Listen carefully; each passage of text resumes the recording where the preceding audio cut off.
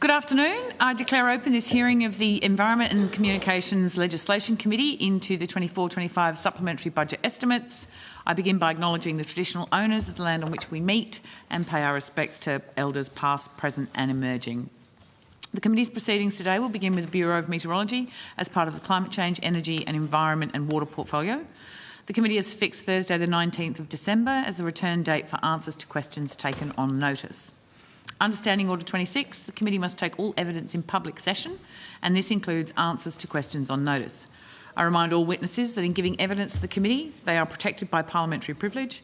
It is unlawful for anyone to threaten or disadvantage a witness on account of evidence given to a committee, and such action may be treated by the Senate as a contempt.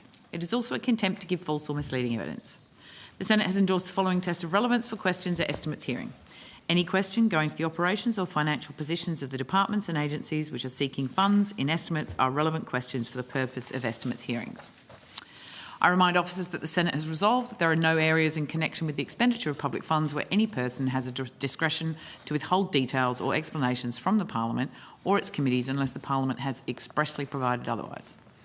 The Senate has resolved also that an officer of a department of the Commonwealth should not be asked to give opinions on matters of policy and should be given reasonable opportunity to refer questions asked of the officer to superior officers or to a minister. This resolution does not preclude questions asking for explanations of policy or factual questions about when and how policies were adopted. Witnesses are reminded the Senate order specifying the process by which a claim of public interest and immunity should be raised, and I incorporate the public immunity statement into the Hansard. An officer called to answer a question for the first time should state their full name and the capacity in which they appear. Mobile phones should be switched to silent.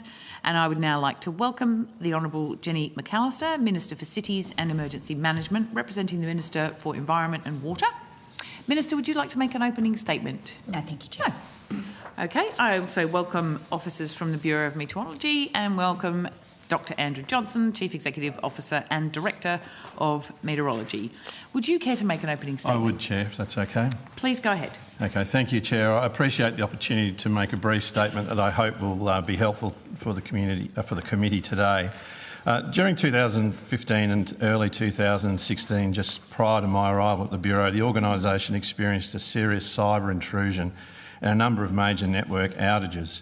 In 2017, the Bureau commenced the robust program to improve the security, stability and resilience of our information and observing systems technologies.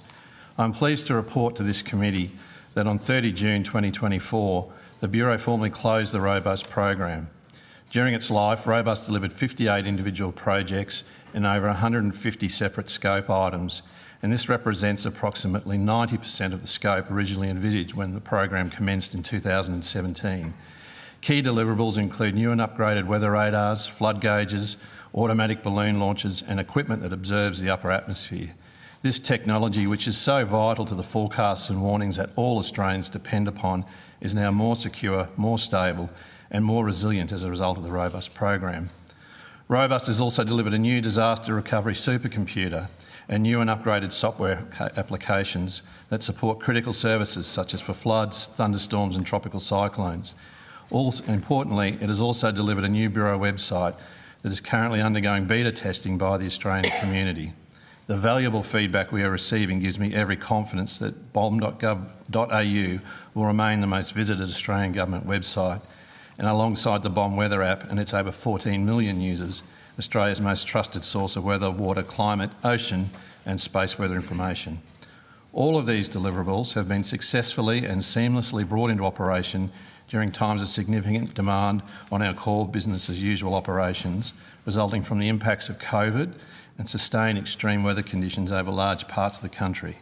For many years, this committee, as it should, has been interested in the financial aspects of Robust.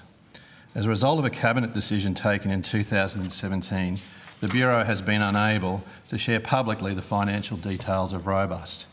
Now that the program has closed and following advice from the Departments of Prime Minister and Cabinet, Finance and the Treasury, I'm now able to provide the committee with the information that you've been seeking on the costs of the program. When Robust was approved in 2017, it was expected to cost $788 million. When the program closed on 30 June 2024, the overall cost was $866 million, or roughly 10% over budget. This cost variance, while disappointing, is within reasonable tolerances given the complexity of robust, as well as the unanticipated impacts of COVID on supplier costs, supply chains, and the movement of people. Like all major programs of this scale, there remains a small number of items that require closing out, and these will be done as part of BAU activity in the Bureau over the next 12 months.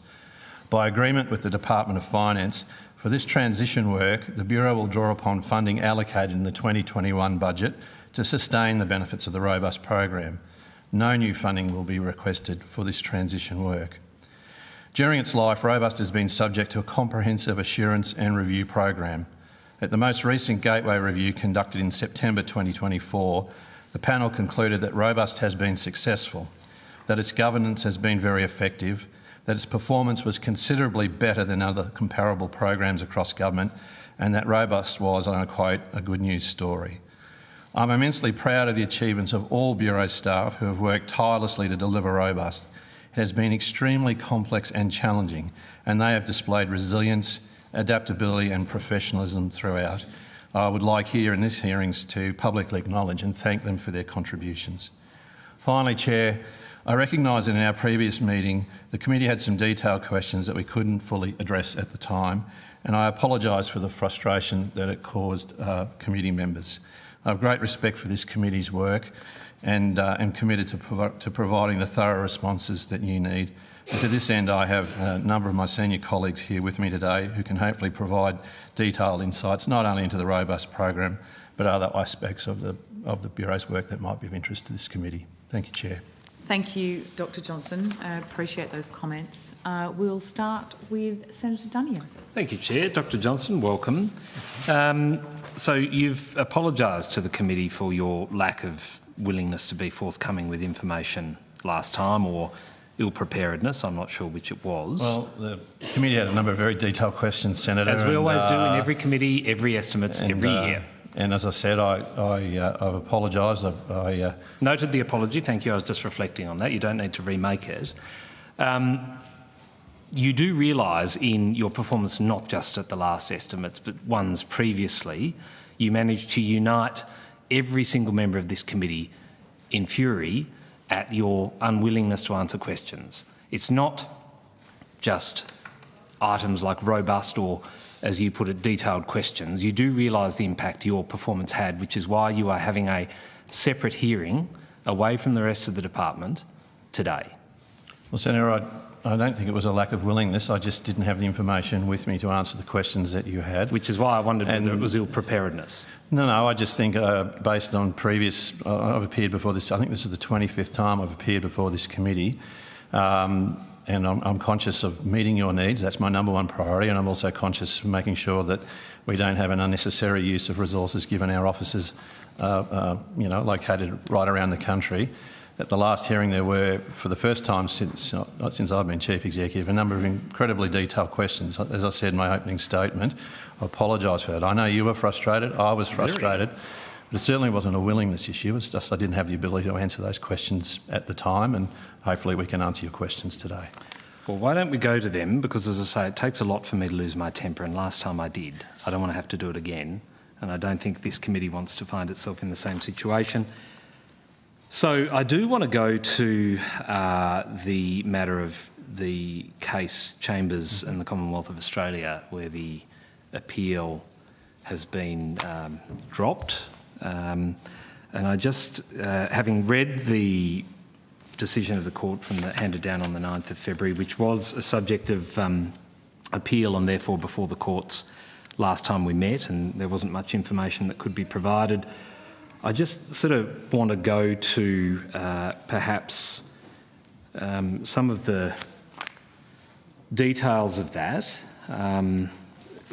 If, in general terms, reading this decision by the Federal Court judge, it does reflect on your management style, Dr Johnson, in terms of it being a very direct and detailed management style. They're the words of the judge. Do you have any reflections on the findings of the Federal Court judge? I certainly do. I think I'll say a few things in regard to the judgment. Obviously, the Bureau and the Commonwealth more broadly strongly disputed many of the comments that were made in the judgment, not just about me, but a range of other current and former Bureau staff members. I'm not sure, Senator, whether you've had a chance to read our appeal documentation, which is also on the public record, but in summary and in the interest of time, the strong disagreement we have on the judge's comments are really sort of around 4 areas. Firstly, a number of the comments had no evidentiary basis. The judge, in our view, demonstrated ostensible bias, a lack of procedural fairness and a range of other errors in his judgment. I'd make that comment, broadly speaking, about the vast majority of what was in that statement. So why then did the Commonwealth not proceed with the appeal if it's as flawed as you outlined? Yeah, if there are aspects around the technical aspects, legal aspects around the case, I might ask Ms Huard, our General Counsel, who's here with us today, to assist you with your questions.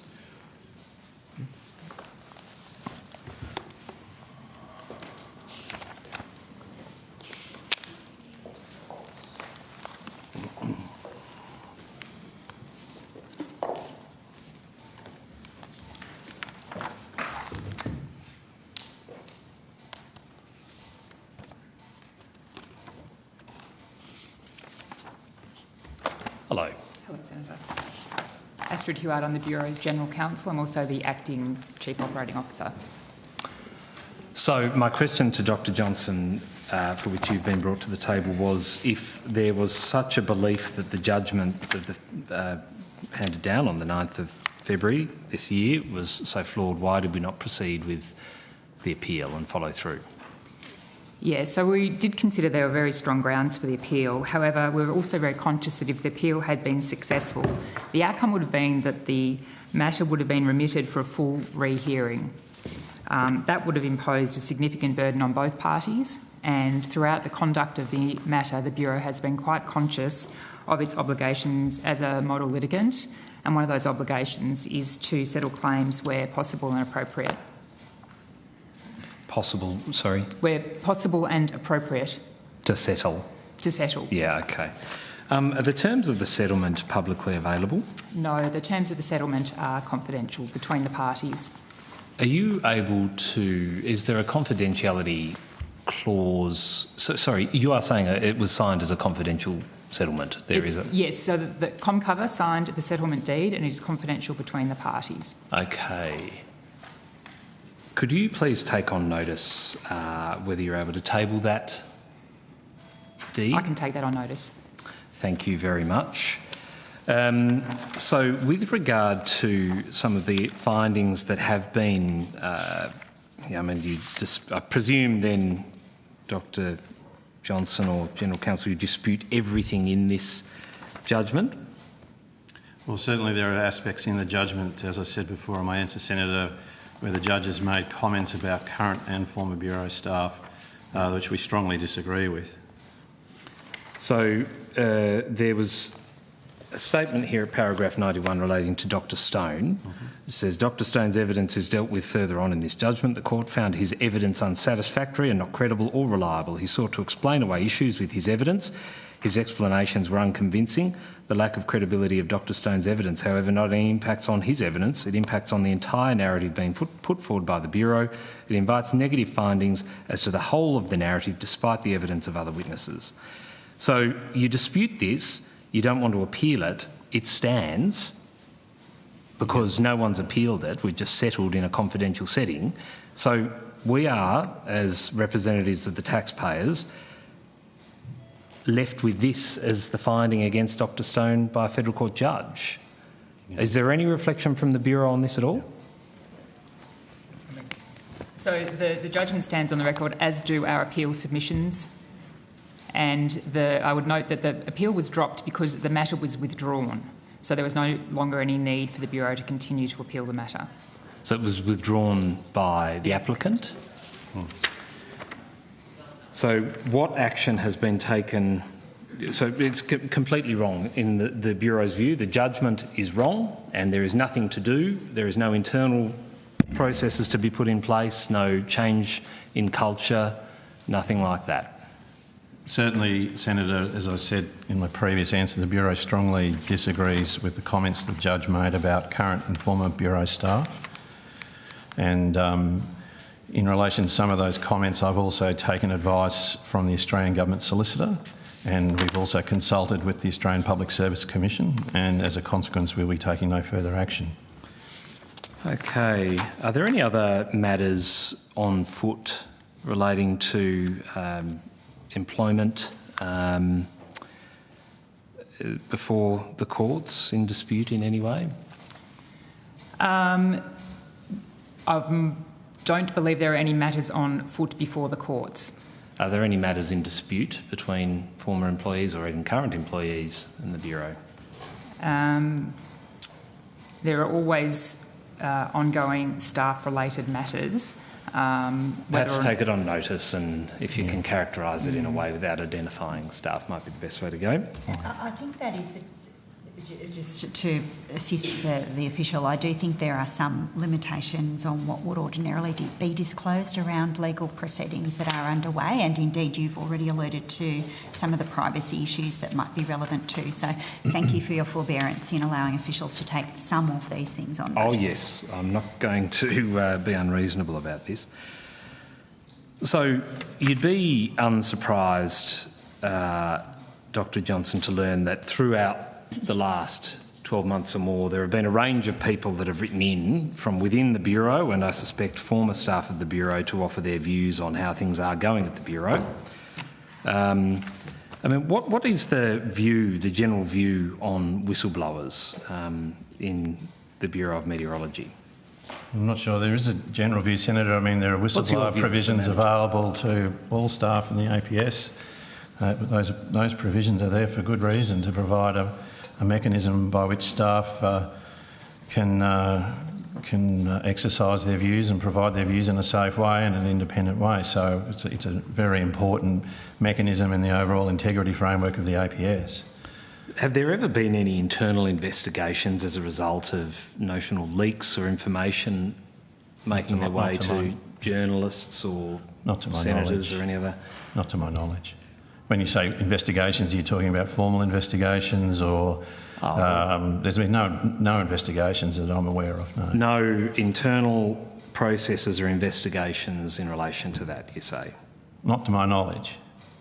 Okay. Does anyone else? So, again, I'm not sure how you're defining an investigation. Obviously, I'd be interested to know if there are leaks, where they're coming from, because I'd like to talk to those staff myself and hear their concerns directly, and being given the opportunity to discuss it with them rather than hearing it through a newspaper. How would you, I mean, if there were leaks coming from within the Bureau, how would you try to determine where they were coming from? Well, obviously the Bureau has, like the rest of the APS does, has policies with regard to the use of emails and the transmission of electronic information, and we expect all staff at all times to adhere to those policies. So, obviously I think it's reasonable to expect that management would wish to check whether those policies have been adhered to. So does that... I'm not sure that constitutes an investigation, though. So how often are there checks, as you say, on the use of electronic transmission? I couldn't answer that question. Could you take it on notice in the vein of your offer happy of to attempt to, willing to be transparent? Yeah. If you could do that. So is that the practice the Bureau takes, that if it is perceived that there is information leaving the entity which is unauthorised, there will be a monitoring of? No.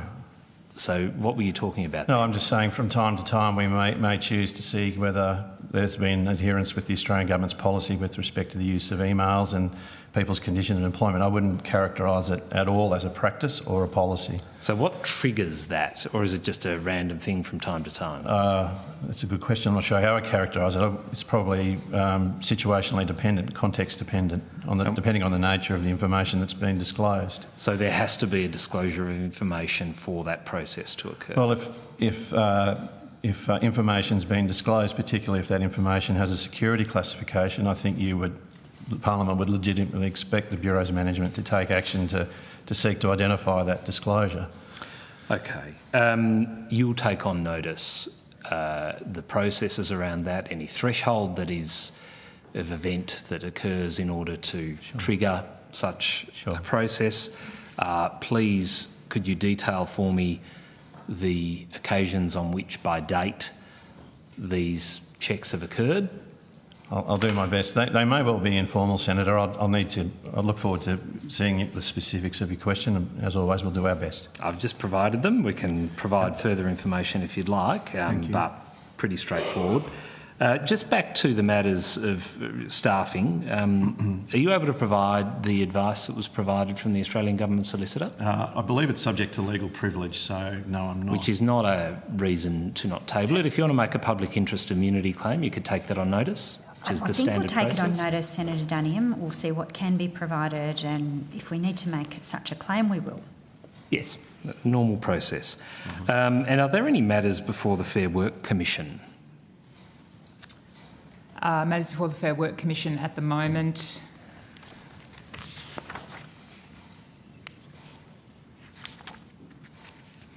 There may be, I believe, one. One? How long has that been before the Fair Work Commission? I wouldn't have the details. I would have to take that on notice to provide details of that matter.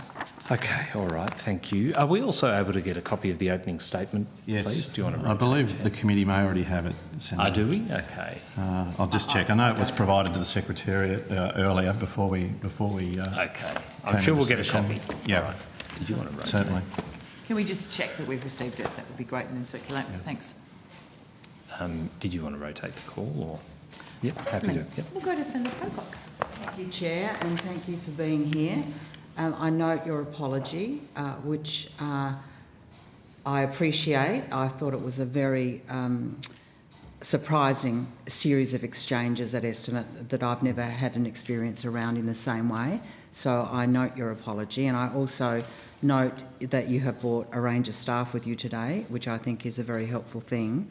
I want to come back to the issues of the contracting and robust, as you talked about in your opening statement. But I just wanted to pick up Senator Duniam's questions around whistleblowers.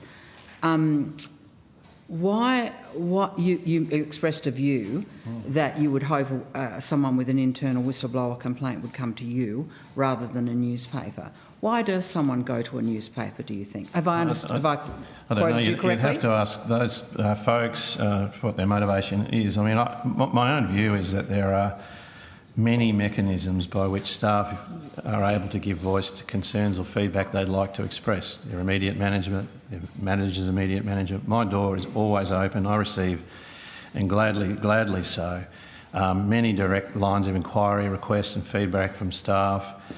There's the department, there's the minister, and there's also obviously the formal whistleblower legislation. So there are multiple mechanisms by which staff can give voice to their views, and for whatever reason you'd have to ask those staff why they choose to give voice to their views via that channel. I'm not sure why they do it, but that's their choice. I'm sure you're an experienced manager. It's not hard to guess why people don't come to their line manager, let alone to the CEO, with concern. And it's usually fear and concern about reprisals. Can I ask whether... It sometimes can be, but I think, again, my experience is that that's not always the reason. Sometimes there are other agendas at play. But you're right, in some situations that can exactly be the case, which is why I think the whistleblower legislation, for example, provides a very robust framework, robust with a little r, framework for staff to, in a safe way, express their concerns. And do you publish, as a department, statistics on whistleblower incidents or statements or any proceedings that arise from staff who want to pursue that line? Yeah, I don't believe we publish it, and I also believe in Ms Heward and Mr Abrams, our General Manager of Organisational Developments here as well, but to the very best of my recollection, Senator, during my time as CEO, we had no whistleblower cases come forward. I'm happy to stand corrected and take that on notice, but I'm not aware of any. And do you do any comparative analysis of your history? Because that's a good or bad indicator. Zero can be an indicator of a fearful environment where people are not comfortable in coming forward. But do you do any comparative analysis of such incidents and other forms of complaint relative to other agencies? Well, certainly our statistics around bullying and harassment are published, and we're able to compare those and benchmark those against other agencies. and also our census results. There are a number of questions there that go to staff wellbeing and the culture and the environment of the Bureau, which are all, I say, strong. So again, there's an incongruity. There's clearly, obviously, a small number of people in the organisation that are unhappy and are choosing to give effect to that unhappiness through the media. I'd like to put that in context that, in my view, and the data supports this, that there are a very large number of staff in the Bureau who love working for the Bureau, thrive in the Bureau and deliver great things for our country every day. Our HSE statistics are good.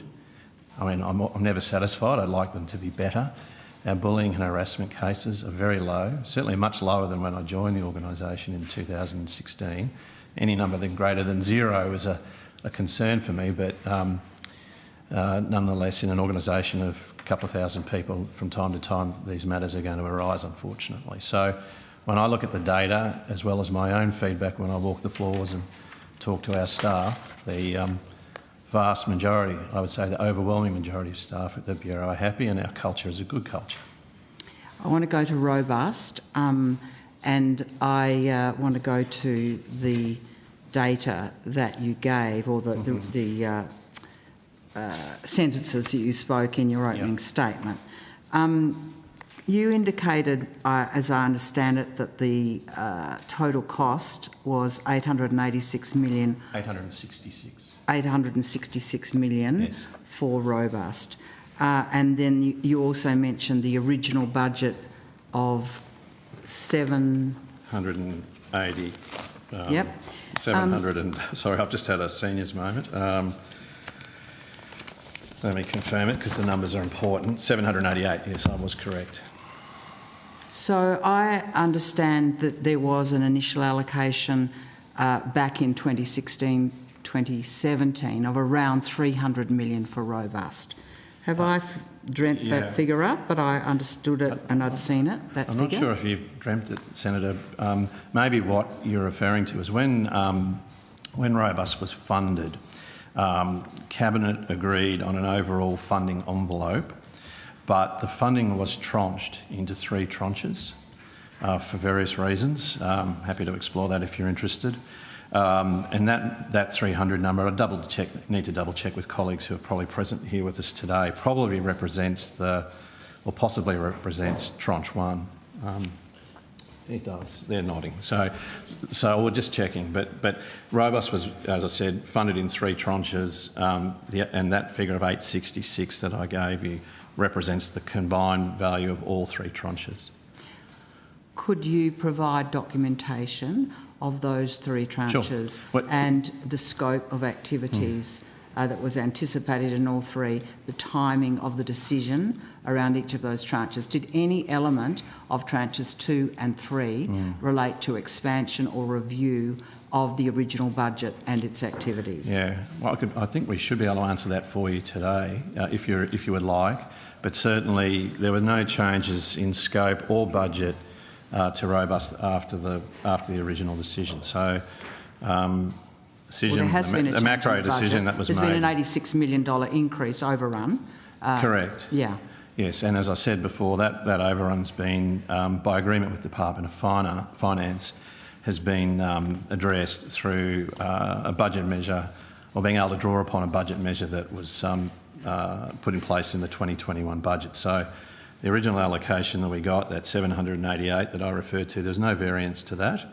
You're correct, we had an overspend of that 80 odd million. And as I said before, by agreement with DOF, we're using another budget measure. So we haven't gone back to government to ask for supplementation. We've just utilised that measure, which was appropriated in the 2021 budget to sustain the benefits of robust. And so government's advice to us was, rather than come back with a new policy proposal, it was a legitimate use of the sustainment funds to deal with the remainder of robust. Okay. Has the Bureau, you've said, I think, that you believe the full scope of the project has now been realised? Just to be clear, I've said around 90% of the scope has been delivered. We've got a small residual amount of work still to do over the next 12 months. And again, this is hopefully clear in my statement when you get a chance to read it. There are a small number of things, for example, bringing fully on live the new website, some additional testing and commissioning of the disaster recovery supercomputer, some work in relation to our observation networks, particularly our rain gauges. So there's a small amount of work that we're finalising and over the next 12 months. But again, by agreement with the relevant parties, including the Digital Transformation Agency, the view was that there's no point sustaining the massive sort of architecture that's put in place for a program of that scale for the small amount of work. So we'll absorb that small residual into the business activities of the Bureau, and just to assure all parties that we'll do what we said we were going to do. We're going to sustain, I think, the very high level of governance over the program that it's existed through its life, as commented by the last Gateway Review panel, and I will continue to be the senior responsible officer responsible for ensuring that last remaining few inches of the journey are completed, and we'll have strong and ongoing robust governance arrangements, and there'll also be another Gateway Review next year to make sure that we've honoured our commitments. So it's a 10% overrun of $86 million.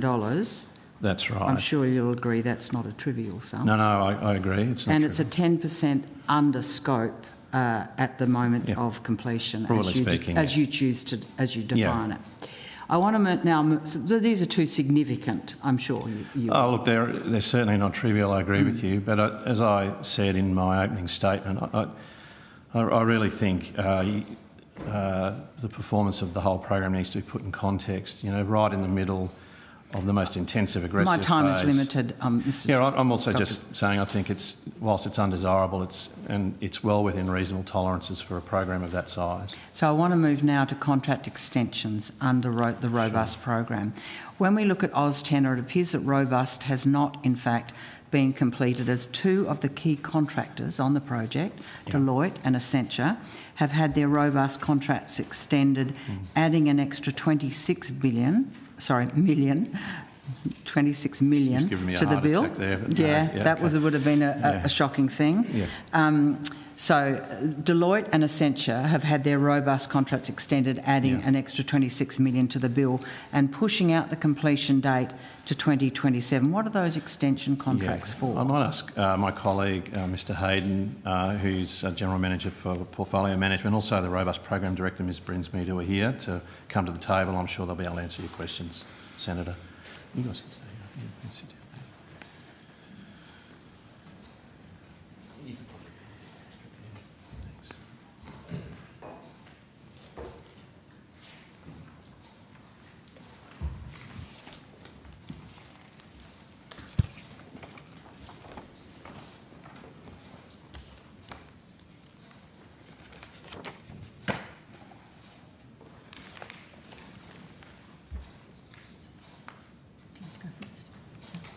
Good afternoon, Ben Hayden, General Manager of Portfolio Management.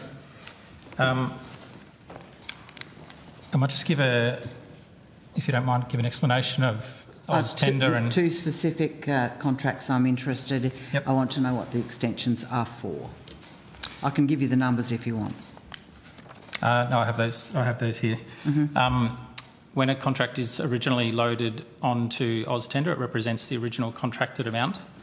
What that doesn't show on AUSTender is the full possible extent of the contract, including options not yet taken.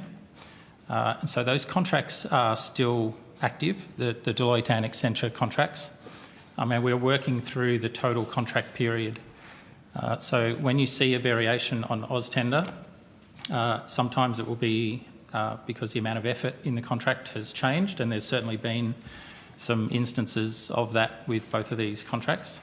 However, there's other instances where it's simply playing through the available options in the contract. And so some of the other variations have been the natural transition and life of the contract through its initial build stage and then into its service support stage. And that is the case for both of those contracts. So explain to me what an extra 26 million, was that entirely anticipated within what you describe as options? Because no. No, okay. No, there's genuinely been more effort on the on the initial stages of both of those contracts. And so we describe those as the build phase, and that encompasses things like initial discovery, the development of detailed requirements, the design of IT systems, the build, and so the development to that architecture and design, the development of software code to run on those systems, the testing, and then the release into operations. And so there's been more effort required at those stages of the contract than we originally anticipated. And so the mix of the contract over time has shifted more towards the build phase and less towards the service support phase. So I'd like to take you to recent reports publicly in the Public Policy Journal, Innovation Australia. I'll table these, if I may. From Innovation Oz, who have described the robust program with the alarming headline, and I'll come to this second report as well in a moment. I've got 10 copies of both of them there.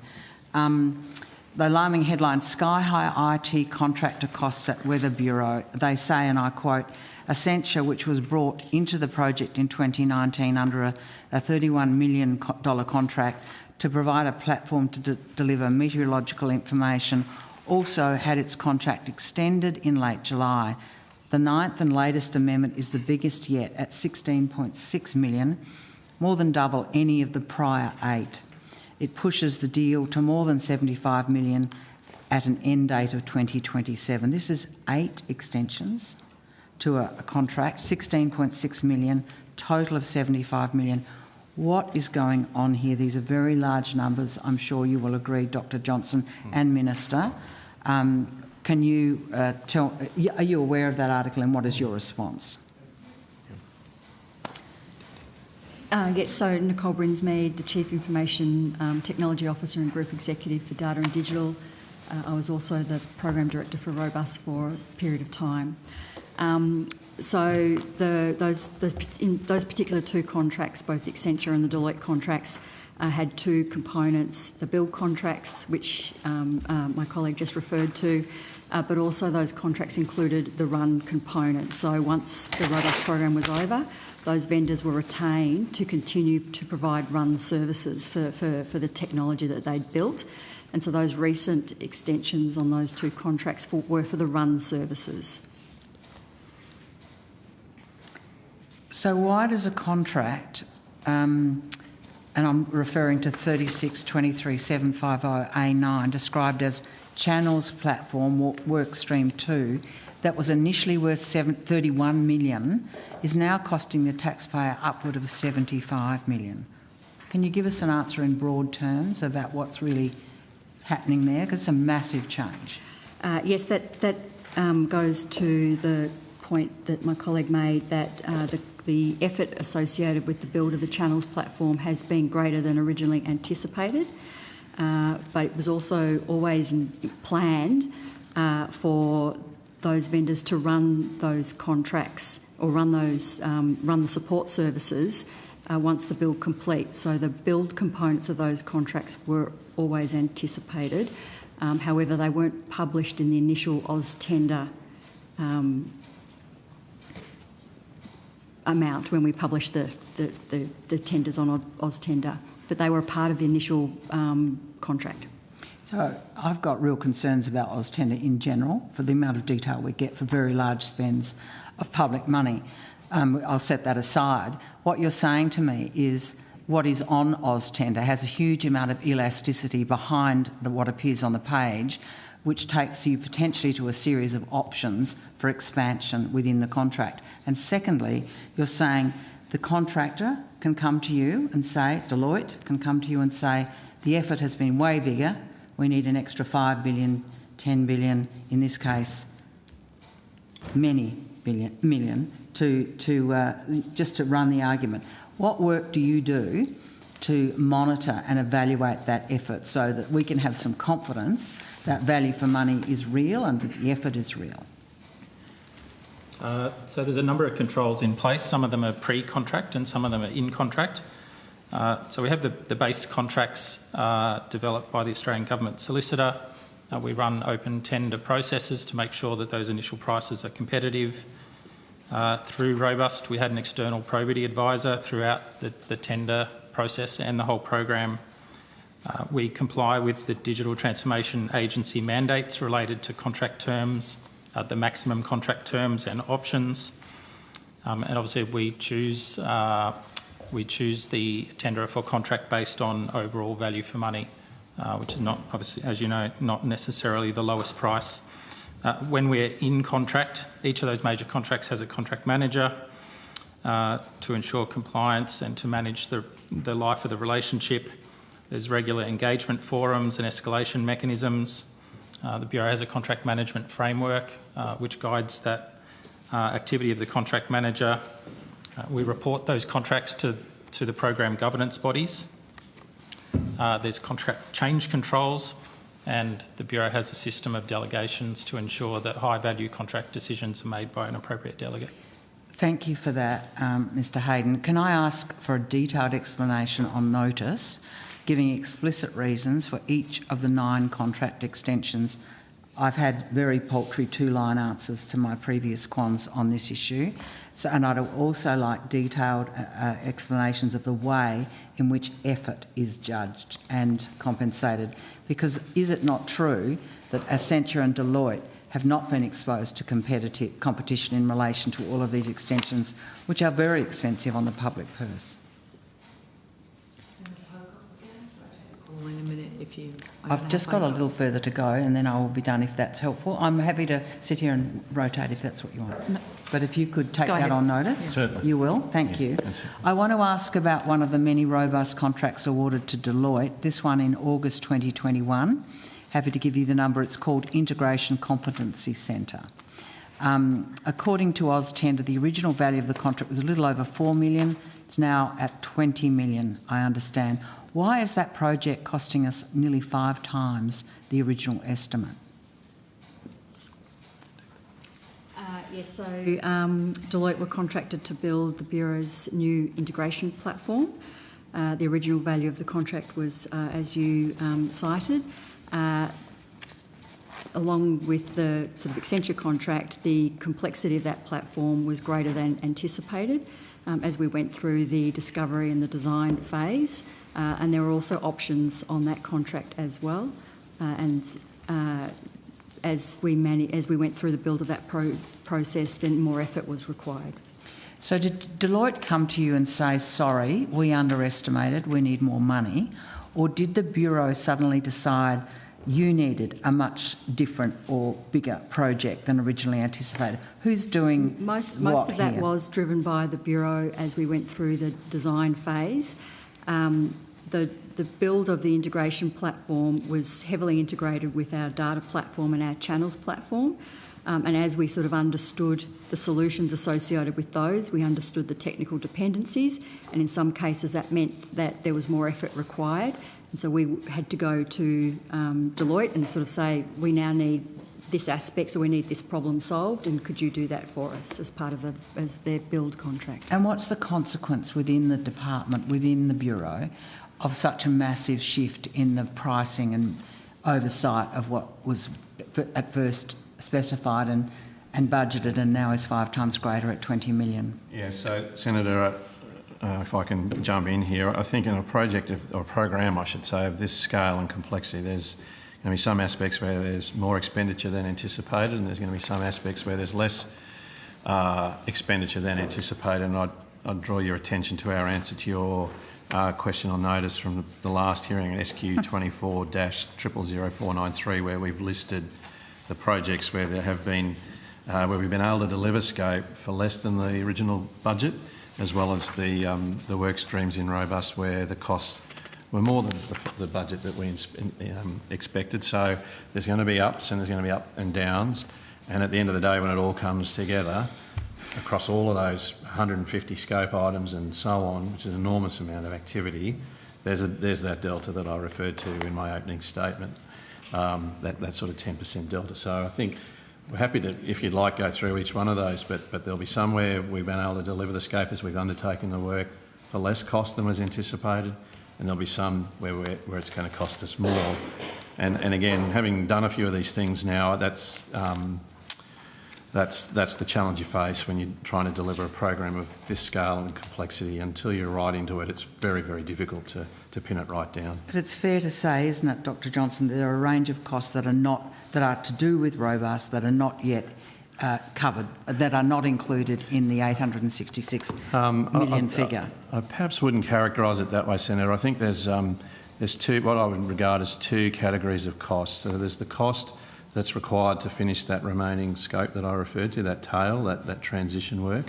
And then there's a cost to the Bureau ongoing out into the future associated or as a consequence of having implemented robust. And I think that's what my colleagues are saying, is that in some cases, the contractors that we have used to help us build robust are continuing their association with the Bureau, but in a different manner, in other words, as service providers to run some of the technology that's being developed as part of the robust program. So I'll just check with them if that's a fair characterisation, but that's how I would see it. So, Dr Johnson, we're here for transparency. Taxpayers have a right to know how their money is being spent, so they can judge whether it's being spent wisely. I find much of this very opaque. I was provided 3,000 pages of heavily redacted documents following our last meeting here in estimates that were delivered to my office under order of the Senate that had virtually all detailed financial information blacked out of them. That is not what we mean by transparency. We need to know the actual sums of the actual full project and the total amount that's been delivered or not yet delivered. And I'm still looking for transparency that we need in relation to this huge project. So thank you, Chair. Chair, if I could, it's a really important question. And I think we both share high aspirations for the integrity of the expenditure of public funds. I can't give you that assurance any stronger. We have been as transparent as we can with respect to the OPD documents. I acknowledge there's a lot of paperwork there, and I'd also like to pay tribute to our team that spent, and mine, and yours. A lot of people have spent a lot of time on these important documents. We have sought to provide you with all the information that we can, subject to national security and commercial reasons, commercial confidentiality reasons. We've received advice from the Australian Government Solicitor and other parties to make sure we're discharging our obligations appropriately. And so we've tried our very best to give you the maximum amount of information that we can in those documents. We're happy to continue to work with you to address the concerns if you still have any outstanding to the extent that we can, because we both share the same, I think, philosophical view on these matters. Well, and it's more than philosophy. This is millions of dollars, very, very large contract. And there are still questions there for me. But thank you, Chair, and thank you for your answers today. Thank you. Senator Rennick. Cheers. Thanks, Chair. Hi, guys. How are you going? Hey, well, thanks. You. Well, thank you. Look, on the 17th of February this year, the Saturday reported that two of the most senior executives at the Bureau have been castigated for giving evidence to a federal court judge that was false. Was that report true? Senator, I did give some answers to a similar question from Senator Dunham earlier, and just to repeat, if I may, that the Bureau strongly disputes, disagrees with the comments made, many of the comments made in the judgment that you refer to, about a number of current and former Bureau staff, on at least 4 grounds. A number of the judge's comments had no evidentiary basis. It's our view, the Commonwealth's view, that the judge in his comments demonstrated ostensible bias, lack of procedural fairness and a number of other errors. And so we don't agree with those comments, and we sought to seek remedy through the appeal process. So you're currently appealing the decision? We had an appeal, and the appeal was discontinued. Both parties, by agreement, reached a settlement. Reached a settlement? Reached a settlement. Why and the applicant withdrew their application. Right, okay. So I guess that's concerning, because I've always had issues regarding the homogenisation of the weather records, and I note recently you've just come out with a latest State of the Climate report where you've said the temperature has risen by 1.5 degrees since 1910. Which data set was that using? So that was using the data set, the homogenised data set that you're well aware of that? Yeah, but which one? So you've got, I'm aware of two, and I found out last time you're now doing decimal point data sets. I know Dr Stone has been a long-standing interlocutor with on this matter, so I'll ask him to take those questions. Yeah, thanks. And so that's the ACORN SAT data set? Yeah, so you've got multiple data sets. You've got version 1, version 2, and then 2.1, 2.2, 2.3, 2.4. Gotcha. Sorry, I shall find the... So it's... I have the number here. It's 2.5. 2.5. And that was released in August 2024. So how often... So what was the time difference between 2.4 and 2.5? 1 year. 1 year. So you now do a new data set every year? Is that correct? Sorry. So what it is, it's the same underlying data. Homogenisation is an analytical technique. Yep. And, you know, it seeks to... Yeah, so I know what homogenisation does. I guess my question is, why do you need to do it every year? Yeah, new data is added in each year. But isn't that just your raw observation data? When you say new data, is it observation data, or is it data that's been homogenised over and above the raw data? Sorry, say that again. Is it data that's been homogenised over the raw data? So you've got your raw data set. You mean the last year's data? Yes. It would only be homogenised if there was a discontinuity in the last year's data. So the last year's data would only be homogenised if there was a discontinuity detected in the last year's data. It's a continuous data set going back to 1910. So each time there's an addition made, it actually creates data that can be used to assess prior year's data. That's right, but in that it's continually updated. Sorry? So it is continually updated. From observations, or you then get the observations and then update the observations to your both. So view of the world? So in a calendar year, it has a year of the most recent observations added to it. Yep. And then there's a homogenisation analysis done to look for discontinuities in data. And if there are discontinuities of a sufficient scale that are identified, then data for those particular sites at which there's a discontinuity will be homogenised. Okay. I've been given information from a person who used to work at the Bureau that actually referred to you, Mr Strong, whereby you were referring to myself, where you're openly scathing about the predictable questions from Senator Rennick and boasts about knowing how to manage him. What do you have to say to those comments? No, I don't think there's any response. As I said in my opening statement, Senator, I think all officers appearing before these hearings have a deep respect for the work of the committee and the role that members of the committee play. Well, I mean, I can't respond to an unnamed set of allegations. I'm not sure what. Well, I find that interesting because I've known Senator Dunningham for a number of years, and I've never seen him lose his cool like I saw him lose his cool with the Bureau in the last questioning as well as today. I'll just note that also this information says that Mr Johnson has a dim view of the Senate hearings, and has openly questioned why anyone with a life would watch Senate estimates. He sees these as an opportunity for senators to big note themselves and hopefully get a sound bite on radio or TV. I'll just note, I find that, if there's any resemblance of truth in that, given that the enormous amount of money that is being spent on climate change, and that climate change and that money is being driven by the records that you homogenise, I think it's very important that you take this very seriously. And I should note that as someone that's studied statistics in Maths 1 in my commerce degree and in my Masters Applied Finance, that I've always been of the view, that's what I was taught, that you report data with a margin of error. The concept that you create an entire new data set, which is what you're doing, over and above the original raw data, and then don't make that clear when you report it, I would say is very poor quality assurance. Yeah, maybe I'll leave Dr Stone to respond to the secondary comments, but Senator, I can't walk past those first comments about allegations about my attitude to this Parliament, this committee and its work. I don't think it could be any clearer about the respect that I have for this. This is the 25th time I've appeared before this committee. I've appeared before estimates committees for many years before I joined the Bureau. I have the deepest respect for the work of these committees.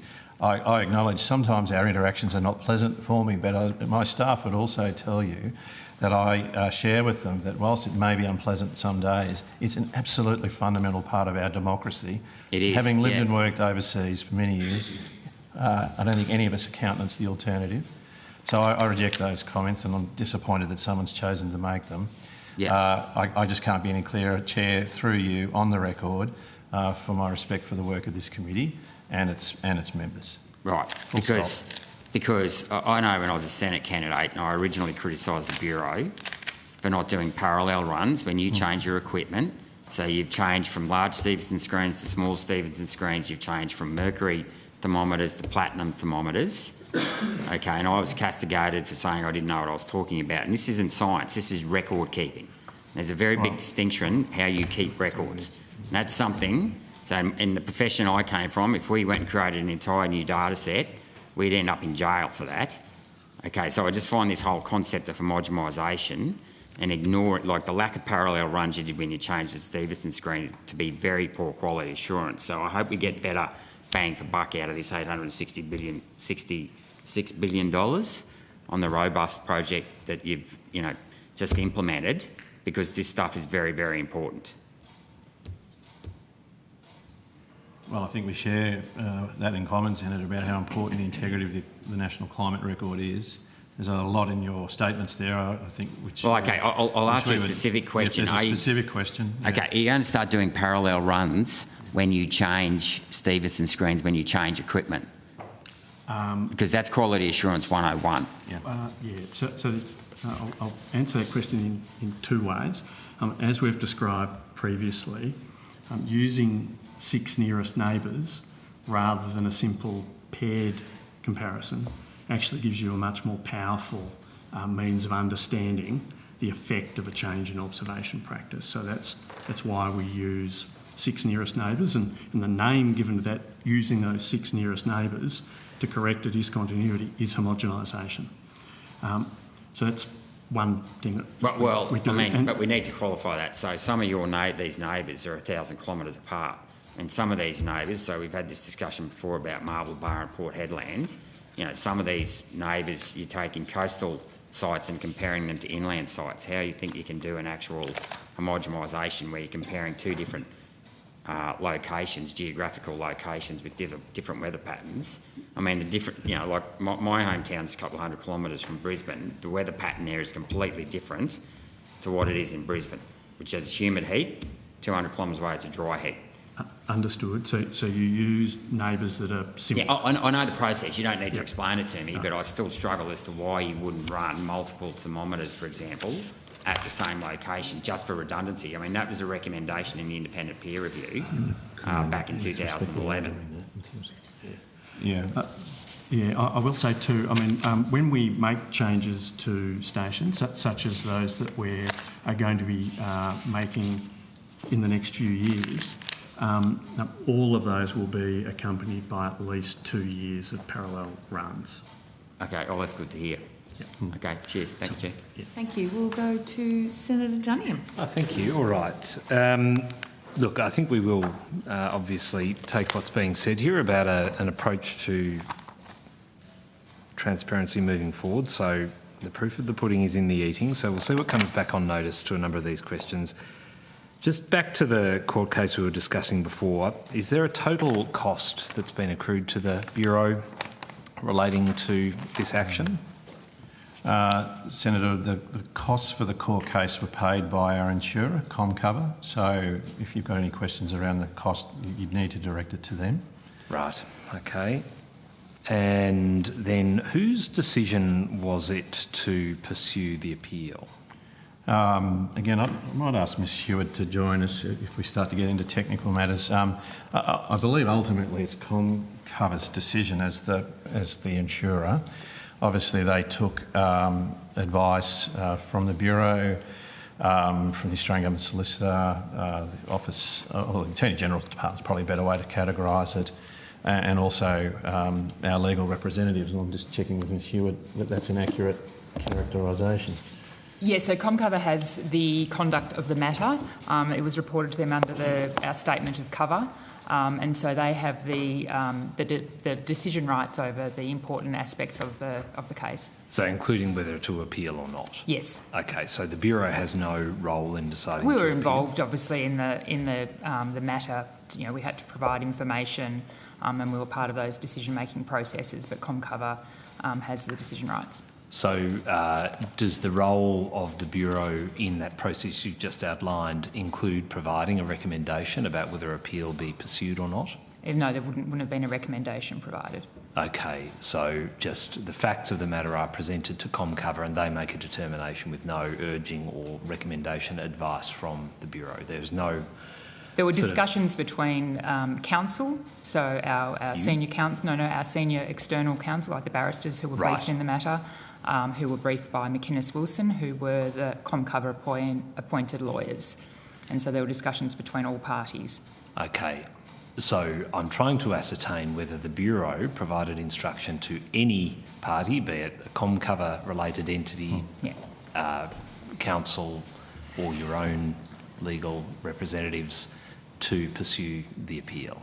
I think ordinarily those communications would be something we would at least wish to examine in terms of whether or not we consider them privileged before releasing the information to the Senate. I'm not sure you can provide advice. I think we can. I'm just Minister, I'm not asking for the instructions are given just by... who? Sorry, Senator, to interrupt you. No. To the best of my knowledge, instructions are given by ComCover. They're the instructing entity. Yeah. Okay. And as my colleague said, they obviously sought input from a range of parties, who we've all named, but ultimately it's the entity that's issuing instructions to the legal representatives is ComCover, not the Bureau. Yeah. Okay. Look, I might have some further questions on notice around that. I mean, it sort of seems a bit unfair to the Bureau to be dragged along for a ride of this nature if you sort of don't have any control over whether a matter goes to appeal or not, but we'll explore that later on, noting the Minister's caution there as well. If we can just go back to this, I think you said, Ms Heward, that there was one Fair Work matter on foot. Is that correct? That was, yes, but I was taking the details of that on notice, Senator, because I don't have details of that with me. We have one case and you don't have any understanding of the nature of that case at all? Not that I would be prepared, because I'm not certain enough of the details to provide them here. No, that's fine. That's fine. You've taken that on notice.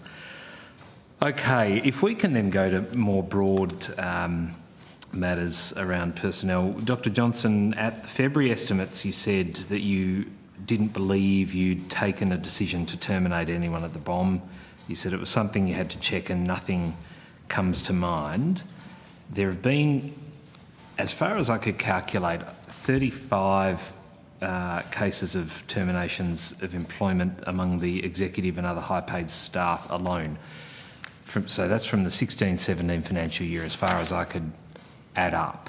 You've not been a part of the decision-making process in relation to those. So are these in relation to SES staff, Senator? Is that who you're referring to? Yeah, so yes, SES and other high-paid staff. Yeah, I'm not sure how to respond to the high-paid, but I can certainly comment on the SES staff. If you just bear with me, I do have some numbers on that. In broad terms, just bear with me. In broad terms, there have been a number of staff, SES staff, leave over the period, and I'll just find the numbers. In broad terms, they constitute retirements, folks getting another job,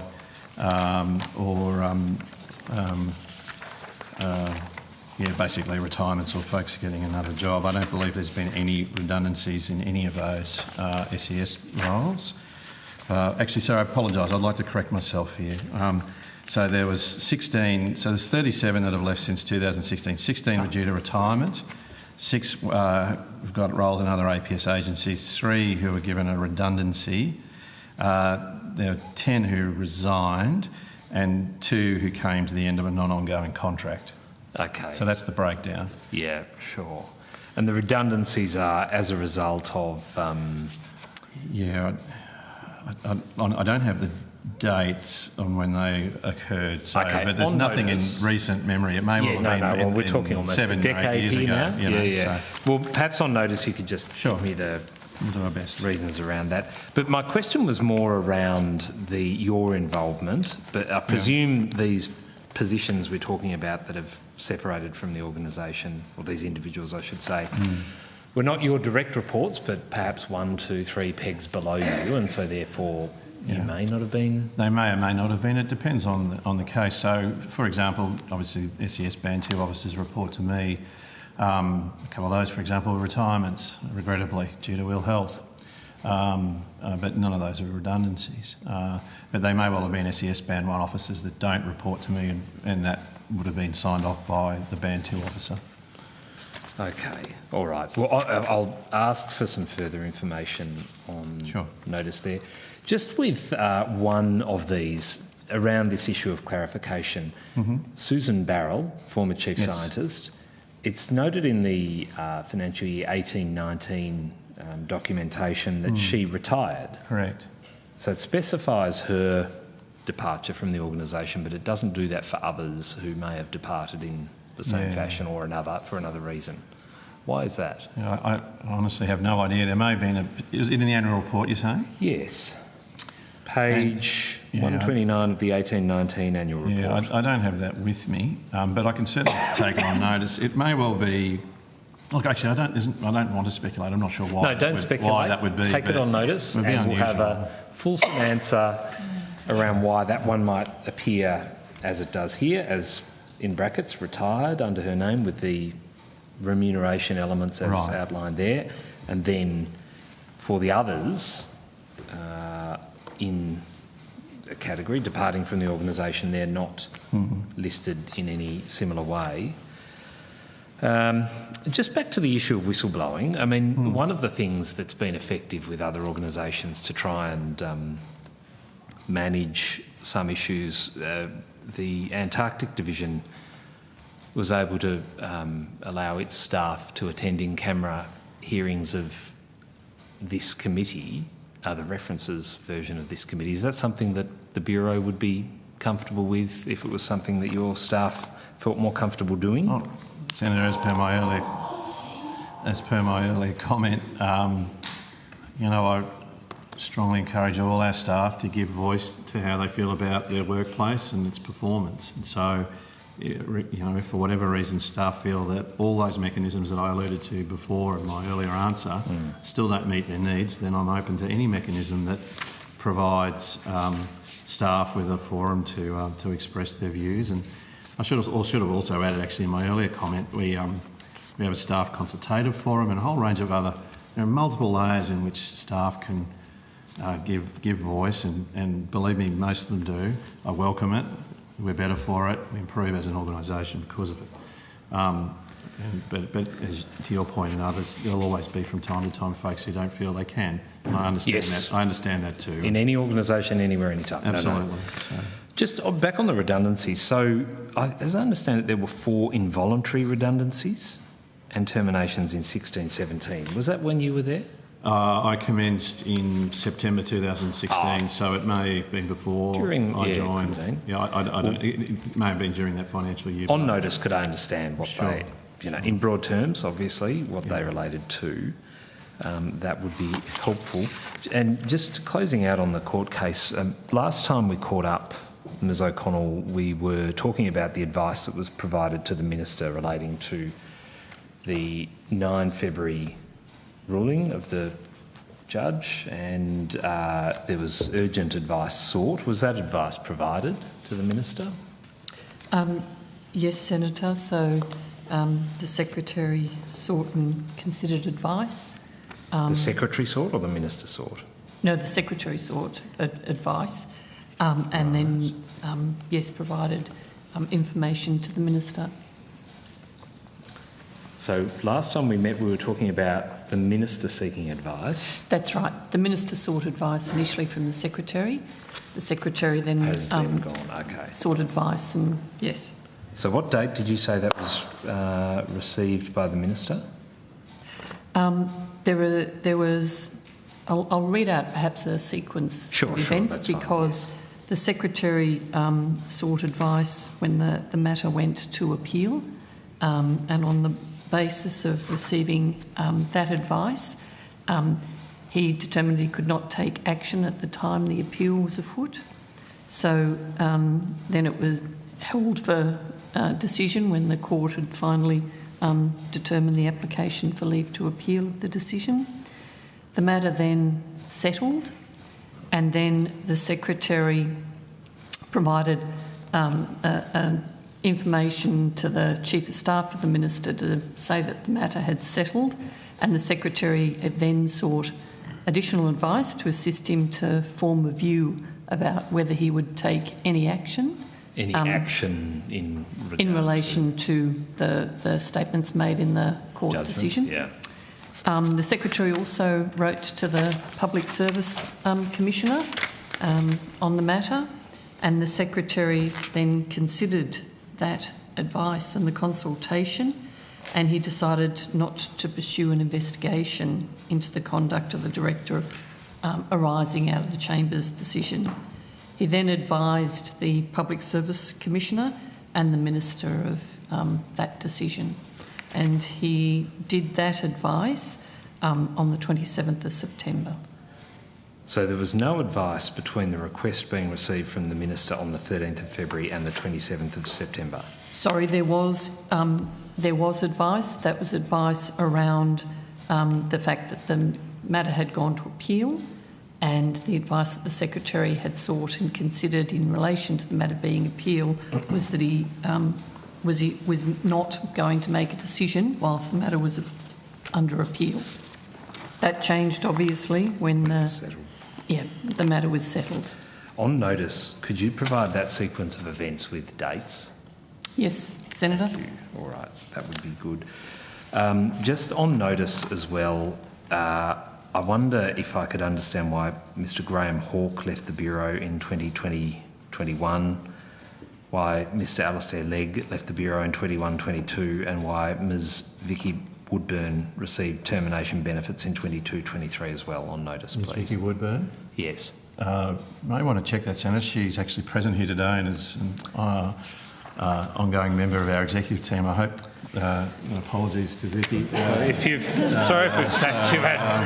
I'm not sure which one you are. Hands up. Okay, hello. Still a valued SES officer. Well, that's why I asked. That's why I asked, because Ms Woodburn appeared in the list of witnesses, but I was advised also that there was a termination benefit for Ms Woodburn listed in the annual report. No, I'm shouting at the pub tonight. Yeah, drinks are on you. Drinks are on her tonight. Yeah. No, she remains gladly a valued member of our. So I'll find the documentation here. Where were we? Yeah, mate, I can answer two of those immediately. Termination benefits here. Vicky Woodburn in the financial year 22-23, $32,068. Are you reading directly out of the annual report there? Is that what you said? Annual report 22-23, page 188. I think there's clearly an error there, because she's well and truly alive and kicking. So you didn't receive that? No. That's for the purposes of Hansard. Ms Woodburn did not receive that. But I wonder if we could please, and sorry to discuss you so publicly, and a payment you didn't receive, but I would be interested to know how our annual report attributes to an individual who is a senior manager within the Bureau a termination benefit when she's not gone and he's actually here in the room with us today. It's clearly an error, Senator. Thank you for alerting us to it. We could maybe on notice get you to check that table and come back to us with certainly happy any to do points that, of clarification. That would be very helpful. I'm very happy. Yes. Okay, that would be helpful. Thank you, Ms Woodburn. Sorry for... At least for this weekend you can keep your job. Did you want to rotate the call? Yes. Yes, and you can catch your breath. Yeah, sure. Yep. You can compose yourself at this point. I didn't say wasn't.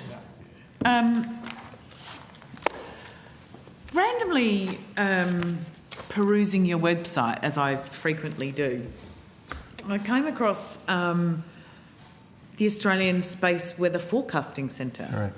And I was Yes, I'm keen to understand a little bit more about this. Well, what is you would what is space weather? We would. It's the Australian Space Weather Forecasting Centre is actually based in your home state, Senator. So you're always welcome, as indeed all members of Parliament are, to visit. It's at Lot 14 in the old hospital redevelopment area in Adelaide. A wonderful location with great staff. Space weather, and I'll defer to my colleague Dr. Stone, who looks after this in a minute, but just give him time to warm up. Probably not a good pun either when we're talking about activity of the sun, but basically it's the sun generates weather that has huge implications on Earth, visible and not visible in all sorts of ways, probably most visible through auroras, but also through other radiation, gamma radiation, X-ray radiation and other forms of radiation that impact on not only living creatures, including us, but also critical infrastructure such as electricity grids and HF radio communication. So we have a team in Adelaide that monitor the sun. Known, right? Probably not. We've had a space weather capability for a little while. It was in Sydney, but we moved that capability and enhanced it with the creation of the National Space Agency in Adelaide. So we've got the majority of our space weather capability based in Adelaide. Minister Plibersek, Peter can correct me here, opened the centre a couple of years ago now, probably not long after the election. October 2022. There you go, October 2022. Our wonderful team in Adelaide monitor not only the sun, but they also provide support to space industry. So you'll probably also be aware in your home state, there have been, as well as in the Northern Territory, launched vehicles into Earth orbit, and our colleagues provide support for those emerging industries that want to conduct their activities in space. So it is a fascinating area. It's been something I've had to learn about as well, and it's especially fascinating at the moment because we're approaching a solar maximum. So the sun's activity isn't constant. Can I just stop you there, Dr. Johnson, for a minute? Sorry. I think you're starting from a point that the majority of people don't grasp. So when I found this and I was looking through it, it kind of took me a few minutes to go, hang on, what does this mean? Like it's, you've got your opening page there where it's like, radio blackout ratings and geomagnetic storms. And can you just step it out for us? Just very simple layman's terms for people who are going to go, who might be going, what is space weather? A bit like me.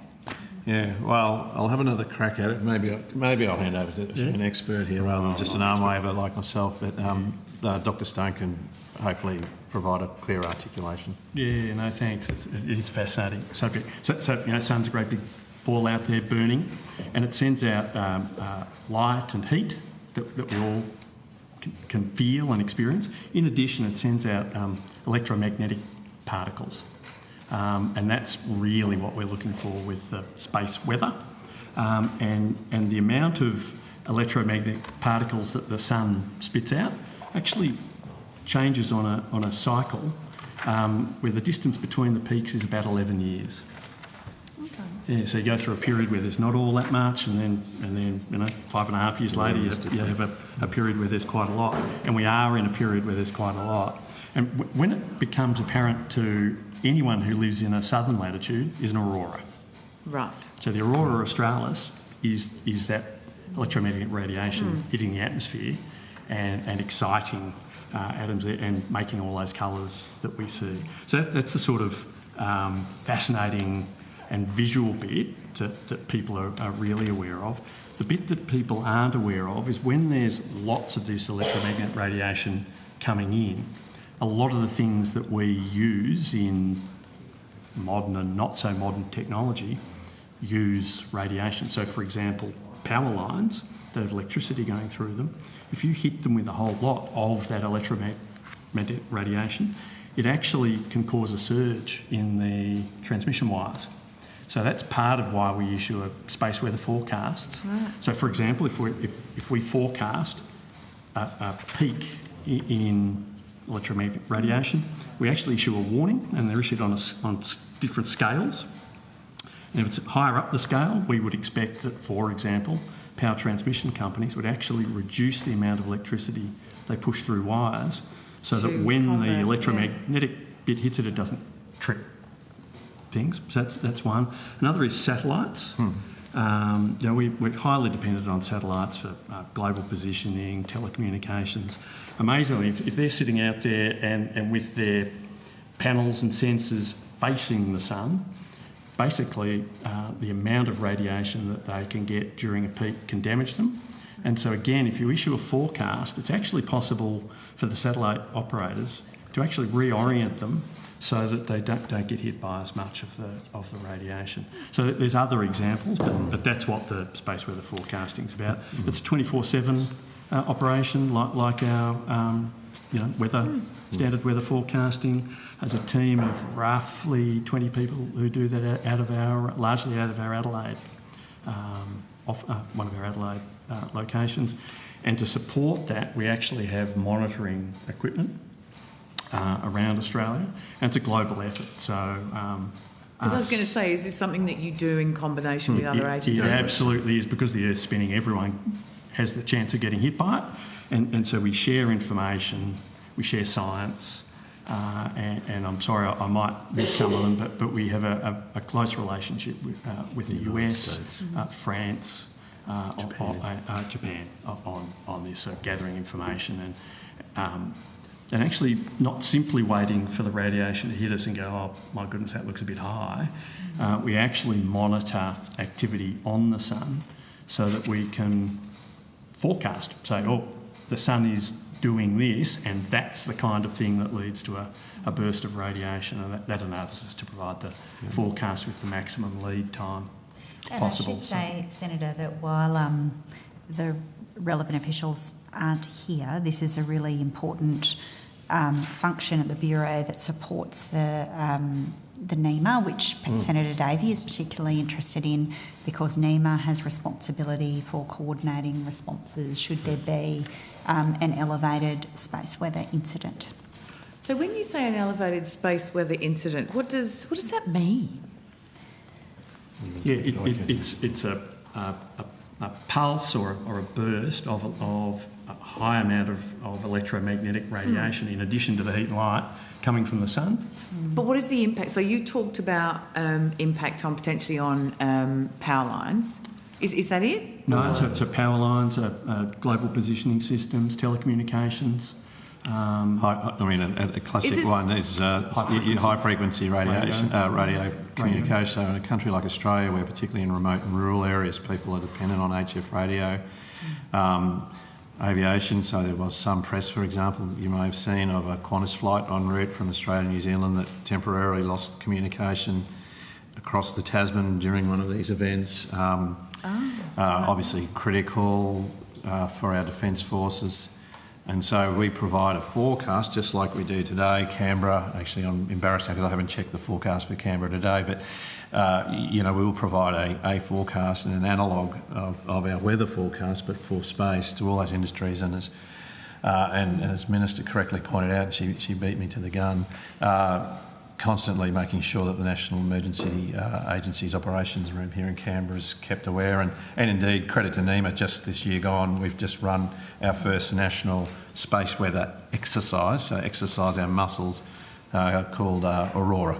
And how'd it go? Well, I won't speak on behalf of NEMA, but Minister might want to comment, but as feedback I've got from my team who are participants in that process was it went very well. It was very well run, and ironically, not ironically, but the exercise, probably, 2 weeks or so after the exercise, we actually experienced a major space weather event. So those muscles were exercised in a very timely fashion. Thank you. It's fascinating. I can highly recommend people look at the Australian Space Weather Forecasting Centre. And I extend an invitation to all members of this committee, and indeed all members of Parliament are welcome to all our sites, but for you particularly being South Australian based, you're most welcome to come and visit us. Thank you very much. I appreciate it. We might take the opportunity for a break and return at 3:40.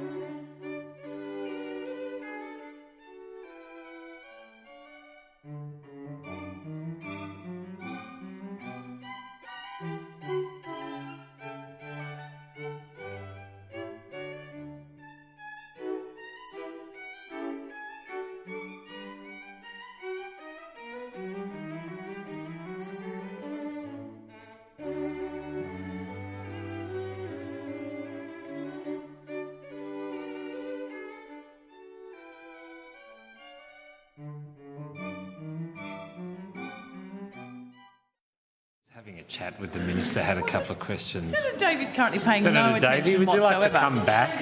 Perrin Davey, Still paying no attention. it's your turn.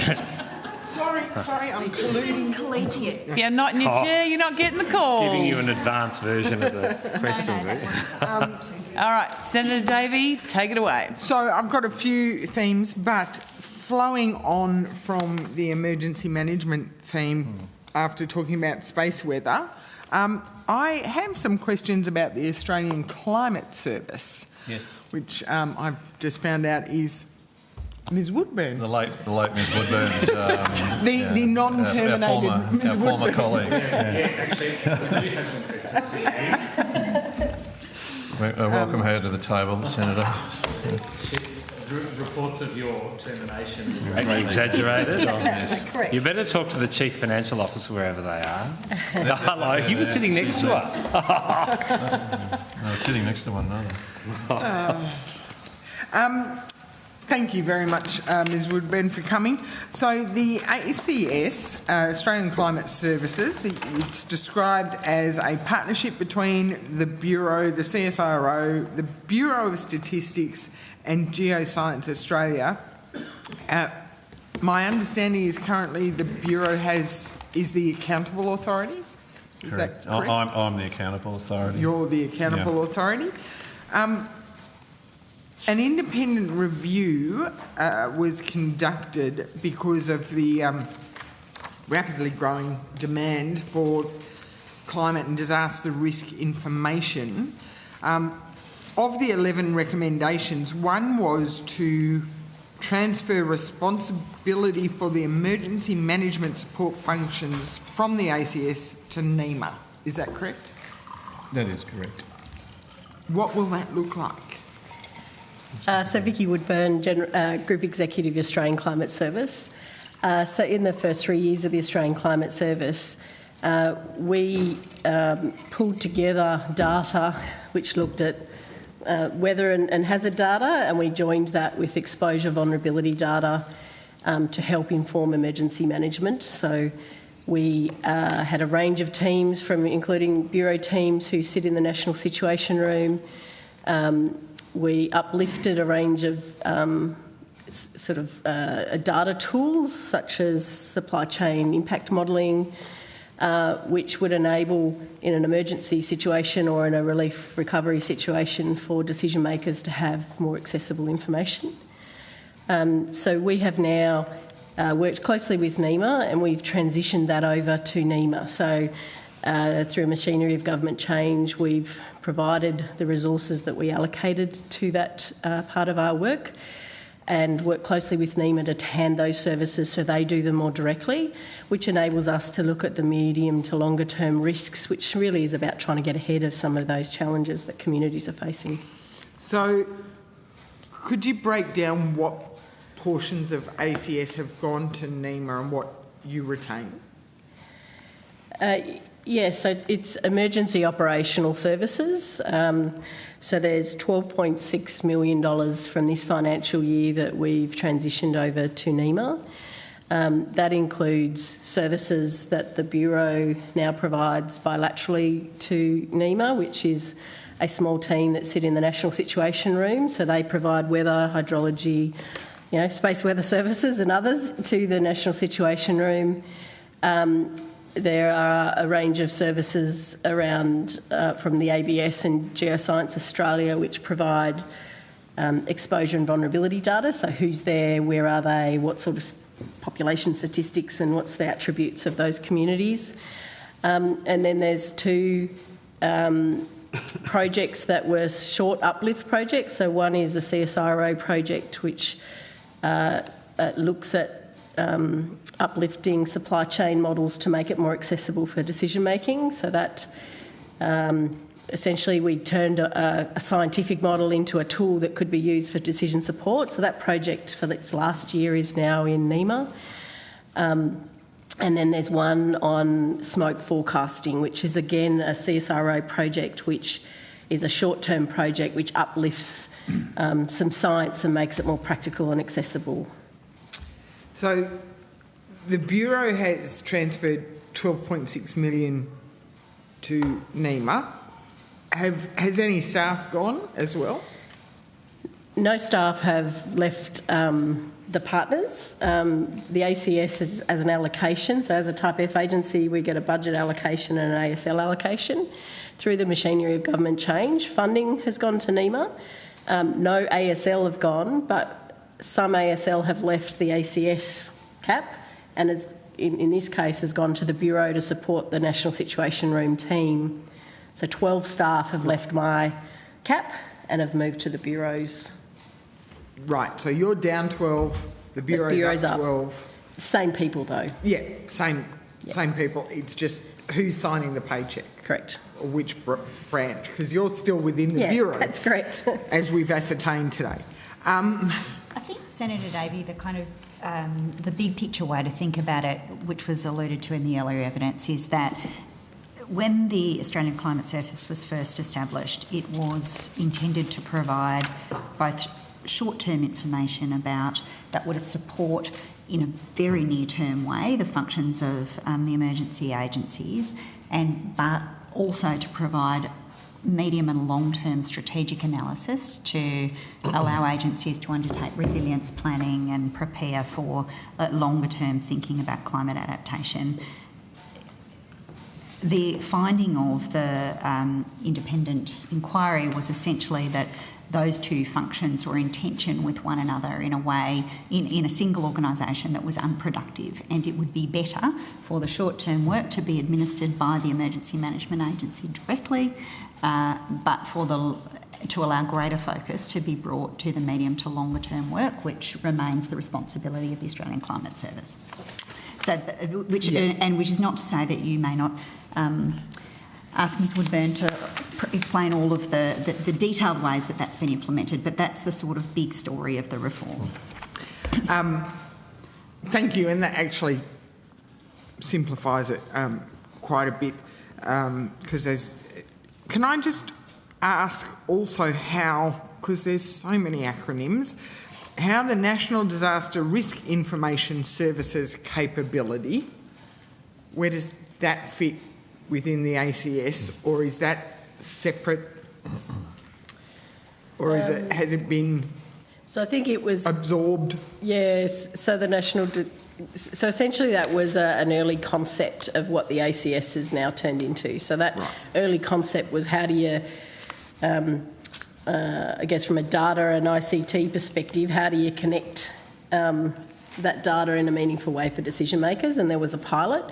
We've learnt from that pilot, worked with both customers, NEMA and the department, and worked through, and now the Australian Climate Service hosts a range of different tools that service that similar sort of need. Right, because the other one that keeps popping up is the Environmental Information Service. That is within the ACS, no? No, so that is part of it. Senator, it's in part of the department. So Environment Information Australia, and it holds environmental data, and it will do things like release future state of the environment reports, etc. So it's part of the department. Right. Does it get or rely on the ACS for some of its information, and because I'm sure I read somewhere that EIA and ACS were linked. That's why I'm trying to follow the bouncing ball. Certainly the ACS independent review has identified that as an opportunity. Government is still considering that part of the review, but regardless, the Australian Climate Service has a range of data that we are trying to make accessible to not just Environment Information Australia, but many parts of government. So we have a range of climate data that definitely the Environment Information Australia will need and want, and we've started some early discussions about how do we best connect that. And it's a bit of a two-way thing. How do we then get access to some of their natural resource data to enhance how we do climate risk and understand future risk? Okay, thank you. Thanks for that on ACS. I also want to ask Dr. Johnson, you'll be very pleased that I haven't let it go, the flood gauges. Something we both have a passion for, Senator. Absolutely. You were given $236 million in the 23 budget to acquire all Australian flood warning systems. You have commenced in Queensland. Not quite. But it's a really important point. If I apologise to interrupt you, but we were given up to $236 million, and to deal with high priority catchments, not all. So there's certainly that $236 million doesn't cover every flood gauge. Not everyone. Not everyone. No, we'll try and get as many done as we can within that envelope, but it's certainly unlikely to be all. And that $236 million was over 10 years. 10 years. 10 years. Right.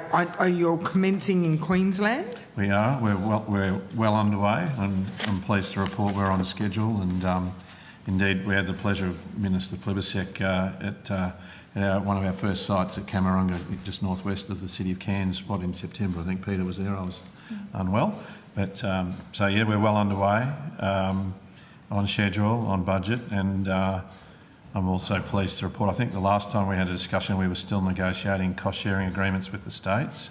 Yes. And all of those are now, I'm informed that all of those are now complete with the exception of the ACT. And Tasmania, thanks Peter. So all of those agreements, with the exception of those two jurisdictions, are in place, and Dr Stone may wish to elaborate a bit more, but particularly if you've got interest in New South Wales, which I know is something we've talked about here in the past as well.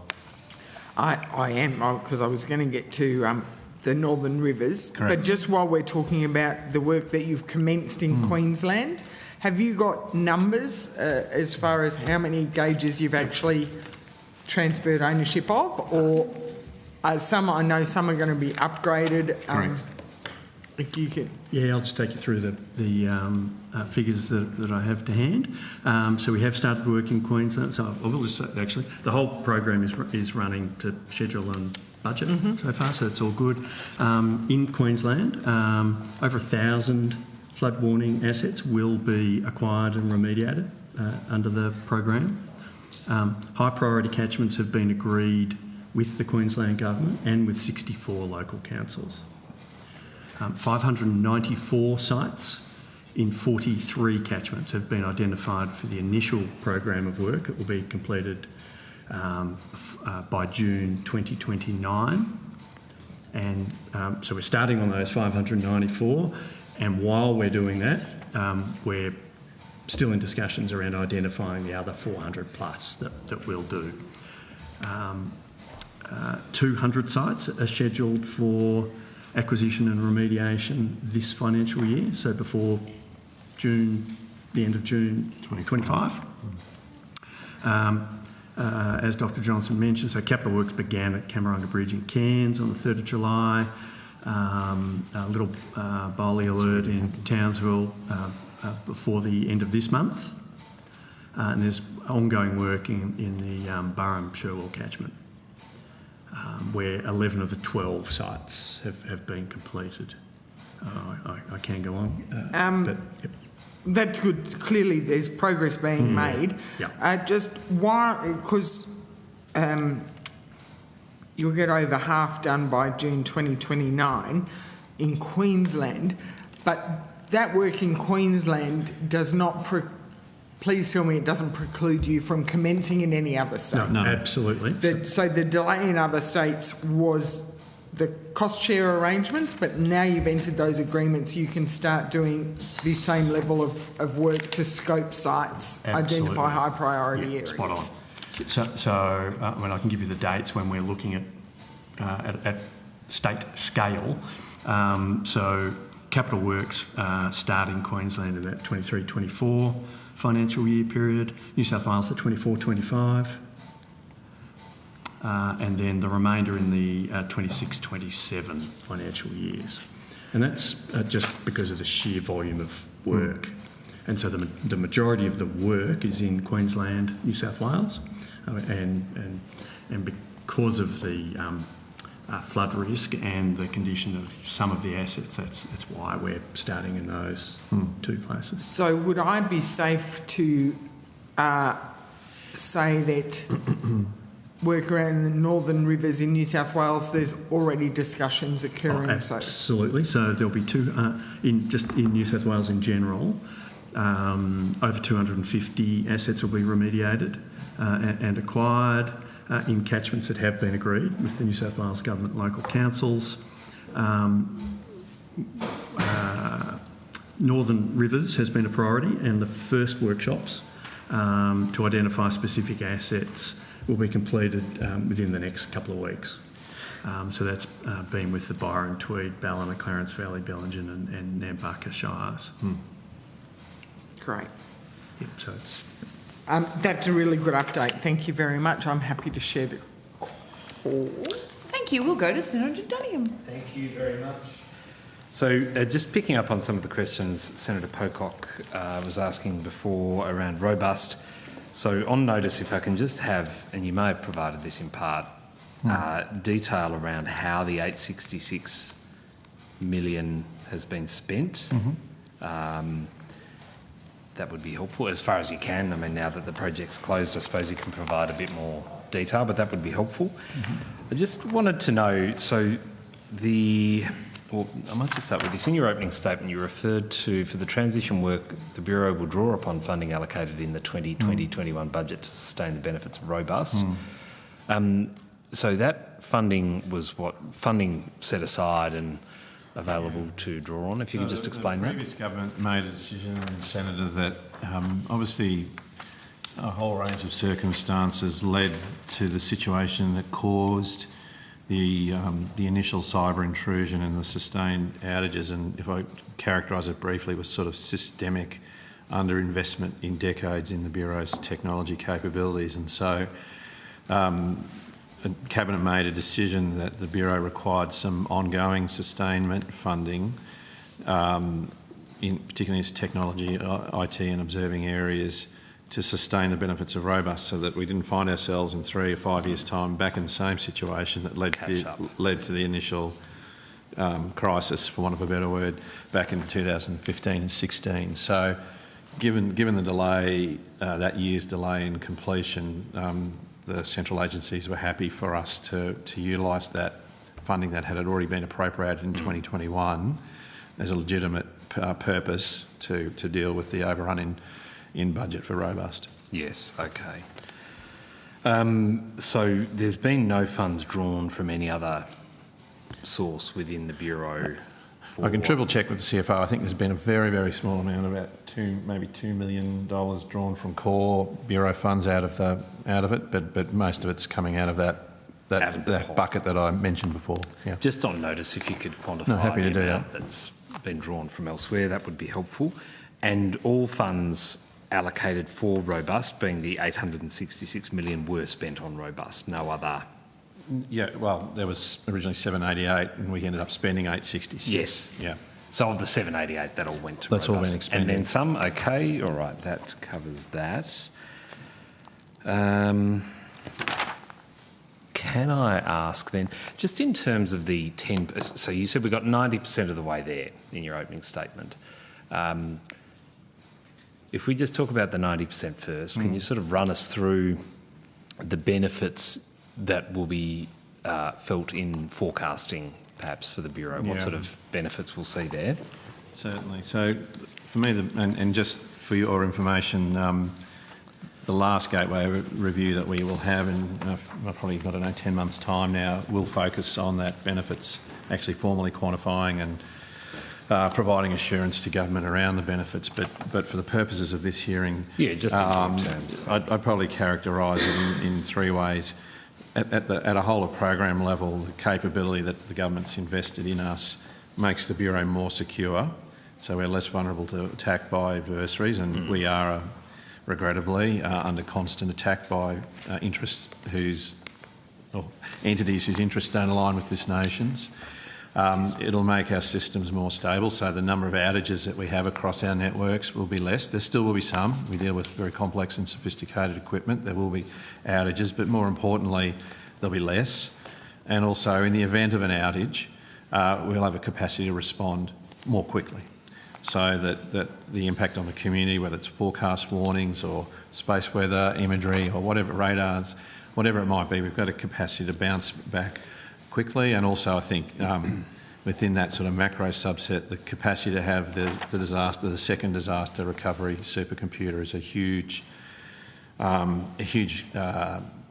intervention to mitigate risk, but also a national asset that we're working more broadly with the Australian scientific community to make available for other uses. So there's positive spillovers there during times when we don't need it for backups. So at that macro level, that security, stability, resilience story is an important one. Then, as I said in my opening statement, there's a whole bunch of new kit that's come on board, so new radars, new flood gauges, balloon launchers that take profiles through the atmosphere, things called ionosondes, which are up in the ionosphere and help us understand that. All of those things are vitally important. The more data we've got, the better data we've got, the more reliable data we've got, the better forecasts and warnings we can provide to the community. And we've also upgraded many of our software and other applications. So our new tropical cyclone warning service, new flood warning capability. I'm sure a question's probably coming soon, and tsunami warning capability, which we had a little glitch the other day with the test, but the underlying technology is excellent there, and we've got a much more secure tsunami warning system. So those basic forecast and warning systems that the nation depends upon every day, they've also received an uplift. And also, I would say that, and it's difficult to quantify, Senator, and obviously, sorry, I should say the website, as I mentioned before, the most visited website in the Australian government. We're getting a new one coming. It's in testing at the moment. Also, just I think a general uplift in the Bureau's capability, particularly around procurement and contract management and program management. I mean, this is an enormous project. It's the largest program that the Bureau has attempted in its 18-year history.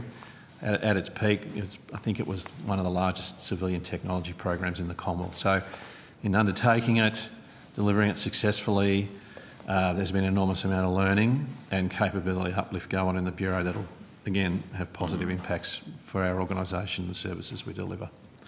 So forecasting ability is improved, not just in the warnings space, but in... Yeah, the technology we use to support our meteorologists to issue our forecasts and warnings has been upgraded. I've given a couple of examples around tropical cyclone, tsunami, and also that technology is more stable and secure. So, again, some of our adversaries would have a keen interest in that technology not being available.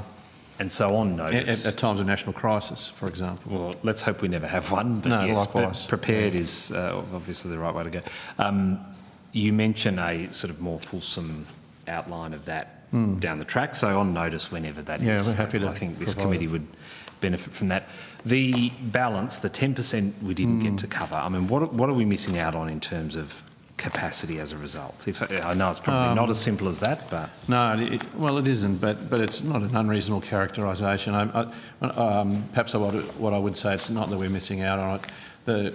Probably the three examples I gave in answer to an earlier question probably be instructive.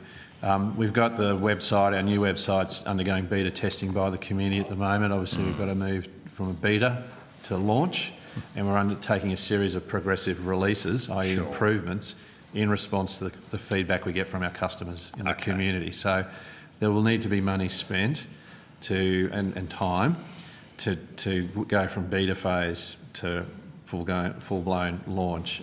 Sure. Another example would be our disaster recovery supercomputer. It's active, it's operational, it still requires ongoing further testing and tuning, and that'll take just a little bit more time. Automatic weather stations, there's some still work to be done around some of the sensors that we use in those. That work's wrapping up. So the guts of it are done, but it's not. None of those three examples would be justification to sustaining a program with robust with all its governance and everything else like that. Sure. Yeah, we can do it as part of BAU. Yeah, okay. All right, that's helpful, thank you. In terms of the administrative costs that would be associated with the personnel working on robust office facilities, etc., is that all included in the 866 or, okay, that is a yes.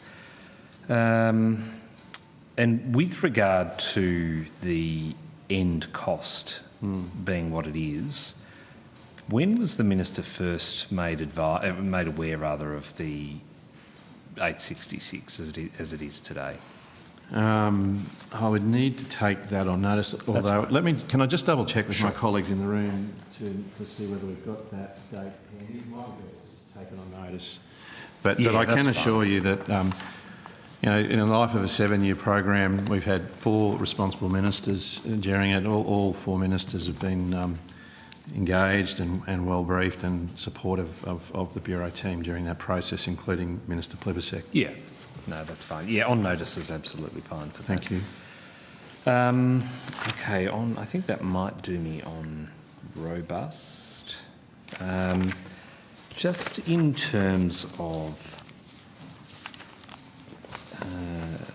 no, I won't bother with those. If I can ask, so Rick Morton of the Saturday paper reported that the National Production Desk for the whole country's forecasting can shrink to 4 people for the overnight shifts. Is that the case?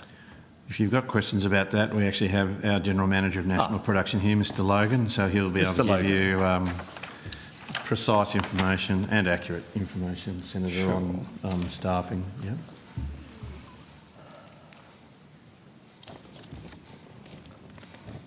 Hello, Mr Logan. Hi, Senator. Michael Logan, General Manager of the National Production Services Program. So did you hear my question before? I did. You did, yes. So is that the case, that it can shrink to 4 people for overnight shifts? That is correct. That's for routine production of public weather. So there's other staff that are on shift overnight for aviation services. But from a public weather point of view, that's correct. And the way the rostering works is that then we basically, depending on the weather that's coming up over the coming 10 days, we would augment that with whatever specialist capability is required. So there's no way that if there was a tropical cyclone around or something like that, you'd only have 4 staff on overnight. But that is the base roster, and then you would augment from there. Yeah, I think there'd be a few more people. So it is routine that there would only be 4 people on the overnight. Yep, and it phases off. So that's I suppose that's in the early core hours of the morning. Yes. And people across the country sort of roll off at different times depending on their functions and what their roles are. But supplemented by others in other functions, you indicated. Yeah, so there are, because that's only the public weather components. Yes. Yeah, there are obviously aviation specialists that are servicing the aviation industry. They're on overnight as well. Sure. Okay. Defence, space weather. There'll be a whole range of stuff on board. So, okay, that's excellent. Thank you. Mr Morton also states that while the number of forecasters working on floods and bushfires has increased, is it by only 5 positions or was it more? I can maybe take this one if it's all right. Sure. Mick. So numbers certainly fluctuate year on year, as you would expect. We have more meteorologists, hydrologists, climatologists than we've ever had this year in the Bureau than we ever have. There's ups and downs, obviously, with staff attrition and new graduates coming on board. But, Senator, if you have a detailed question around year-on-year numbers, I'll be happy to take it on notice. Yeah, some timelines around that as well. It depends on what timeline you ask to give you an accurate answer. Yes, given the ebbs and flows. Yeah, I'll come back to you with a bit more... Sure. Like a time frame on that. And I just... has it ever been the case that a forecast has been prevented from correcting known errors in forecasting models? I wouldn't characterise them as like no. I will go into that question if you don't mind. Actually, I wouldn't characterise them as like known errors in the forecast models, and I'll explain why. A known error would be something like for Canberra today. That was a relatively straightforward forecast. It's a nice day here, so if the computer guidance had to come out and sort of said today was going to be 40 in Canberra, so that one would be like a known error because it's unrealistic. Clearly wrong. Yeah. So the way the process works is that the national production team take the guidance, which is the best available starting point for Australia, and using verification of that guidance, you understand the strengths and weaknesses of it. And if there's if verification shows a bit of a weakness in the guidance, then you develop forecasting techniques to address that and improve on that guidance. Test those techniques, bit of a cost-benefit analysis on them. You know, you don't want to spend ages doing these corrections if it doesn't actually have that much impact. If it's shown to have good impact and it improves the quality of the Bureau forecasts, then those techniques are documented, then they become repeatable, reproducible every time those situations arise, and then that helps improve the accuracy of the forecasts that go out to our customers. So that's the general approach, and it's very much verification-driven, understanding the strengths and weaknesses of the guidance, so that, you know, making sure that there's value in what's actually being changed. Okay, all right. That's helpful in terms of understanding a process or a methodology that's deployed there. If I can, there was a question on notice number SQ24 000715. Sorry, can you just repeat that? SQ24? Yeah, 24 000715. 715, and the subject matter was? That was relating to robust. Oh, right, yes. Sorry, I did have, yes. I think, one or two. I have that. Yeah. And it states that 881 contractors worked on robust over the life of the project at a cost of $406.6 million. Yes. Are those costs built into the 866 or are they in addition to? No, that's incorporated within the 866, Senator. That's within? Okay. All right. Thank you. Was there, just in terms of costs of consulting and contracting to the Bureau during 22-23, just having a look, I think it was on page 217 of the annual report. It says, I think there was a 32% increase. Is that accurate? Sorry, just bear with me for a second. Page 217? Yeah, correct, yeah. Might either ask our General Manager of Organisational Development or the CFO to perhaps come to the table that level of detail. But are you talking about table 1.1b? I believe that is it, yes. So and the figures you're seeking guidance on? Yeah, in relation to consulting and contracting. Yes. So you've gone in 23 from 1879 to 7722 for consultants and contractors 455 to 725. Yes, okay, I see where you're at. Okay, maybe I'll ask Ms Stone, our Chief Finance Officer, to comment. Thank you.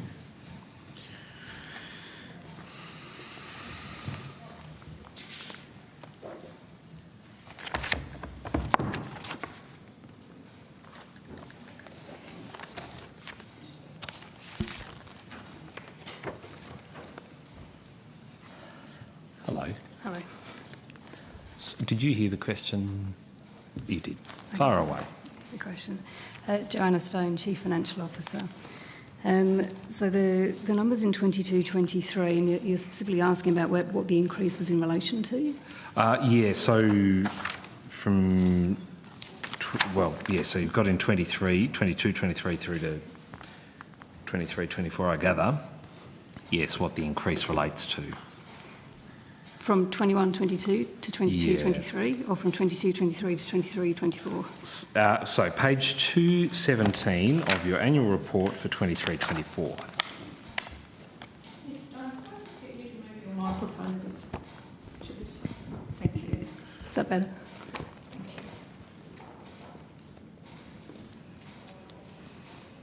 Oh, okay, yeah, I'm with you. So from our financial statements, that increase there on our contractors? Yes, correct. Yep. So the increase predominantly relates to a couple of things. One is that we were still continuing the robust program, and so that the level of contractors there relates to some of our operational contractors within robust, noting that expense you see there is just the supplier expenses. We also had contractors that were on capital projects that aren't represented within that number. Okay, so I wonder if on notice then I could just get a breakdown of, say, for example, what was robust and anything else perhaps in terms of that period of time. So that is in addition to the 406.6, or is that as part of? That's as part of. Part of, okay. So it's all encapsulated in that? Yep. Okay, perfect. I can give you the breakdown if you want of robust contractors now. Perhaps on notice, I think, if you're able to, that would be good. Yeah, okay. I'm tempted to ask how financial I have an answer for you. Do you? Okay, do. could you give me the answer? It's I'm actually sure Ms Woodburn wants to know too. Yeah, it's actually a printing error. It's not in the source, it's not in the source data. Now, that doesn't make it right. We should have identified that in the annual report, but it's not in the source data. It's a printing error. Okay, so it hasn't thrown out the entire Bureau's accounting for the financial year. But I accept it's still drinks not aren't right. on Ms Woodburn after estimates today, so all right. Chair, that does me. Thank you. Thank you very much, Senator Duniam. We'll now go to Senator Davey. Thank you very much. I just want to get a few updates on some ongoing work that you have going on, particularly with regards to water trade reform and water information reform. As of 1 July this year, new data accuracy on trade form obligations has been introduced, and the Bureau has a role to play in that. So the Bureau is collecting all of that information, that's correct? Yes, sorry, I missed the first part of the question. So this is regarding the new data accuracy on water trade forms, and that has come into force as of 1 July. So you're now collecting all that water trade data as it comes in. Is it publicly available yet, or is that still just the collection mechanism? And how are we progressing with making water trade information sort of almost real-time and publicly accessible? Yeah, thank you. My understanding is that all of that will be completed by June 2026. Right. But you are getting that information as of now that's coming into you? Well, sorry, there's a few steps, if I've understood correctly. If you want to run us through the steps, and that way it might help me clarify which questions I should be asking. Yeah, so I'll just check. I mean, there's three main pieces of work that we're doing. So there's the water information portal that finished a little while ago. Yes, I've been on that. I've checked to make sure it's all working. Worries. It was a bit slow to load today, but it's working. Yeah, great. So and the other the three main ones are the Water Data Hub, which will collate water markets data and other water information from state registers, irrigation infrastructure operators, and intermediaries who facilitate water trades. There's the also, so the other one, second is the new water markets website, which will make available trade and pre-trade data in near real time to provide information to market participants. And the third piece is the water markets data standards, which will dictate or set out precisely what data and metadata has to be collected and provided to the Bureau, how often, and the means by which that will be provided, and by whom. So that's work that's in train. So that's not in place yet, the water market standards? No. No. No, they're in consultation. Okay. With the water markets website, when you say it will provide trade and pre-trade information, Can you give me an example of what pre-trade information is? Yeah. So bids and offers will be the pre-trade information, and it will also have trade data, so the water that has been sold. When you say bids and offers, will that be a requirement, or will that just be if people have lodged a bid through maybe another exchange or a platform? So, because if I'm talking to my neighbour, do I have to then get online and say, I'm thinking of buying my neighbour's water and I'm thinking of paying this, or is it just an extra tool where, because there are already some open exchanges, so collating that sort of information in one place? Great question. So you know, we're absolutely conscious of regulatory burden, and so, if you like, near real time will be restricted to major trades and brokers. Yep. And so, you know, neighbour to neighbour, it would need to be lodged, but not in real time, not necessarily in real time. And that would be once the trade has been agreed, not just prior to when you're having the chat across the fence. Correct. Yeah. Once you've agreed on a trade, that's when you actually have to register and provide all the information. And will there be, and we've discussed it earlier today with the Inspector General, there's the strike price, so the price you agree on today, the 8th of November, but the actual trade may not be registered for a few days, sometimes depending on which jurisdiction you're in, could take weeks. Yeah. And the market could move. So the strike price and the date of the strike price is actually really important to people, but at the moment that's not reported anywhere. Will that come into this information? A strike price will be, yep. And the date of? Yes. Yeah. Yeah, because that date, because the market moves, that date's quite important. And then you said, and the Water Data Hub, yep, that will be that's due for completion in June 2026. Yes. Yes. And when is the Water Markets website due for completion?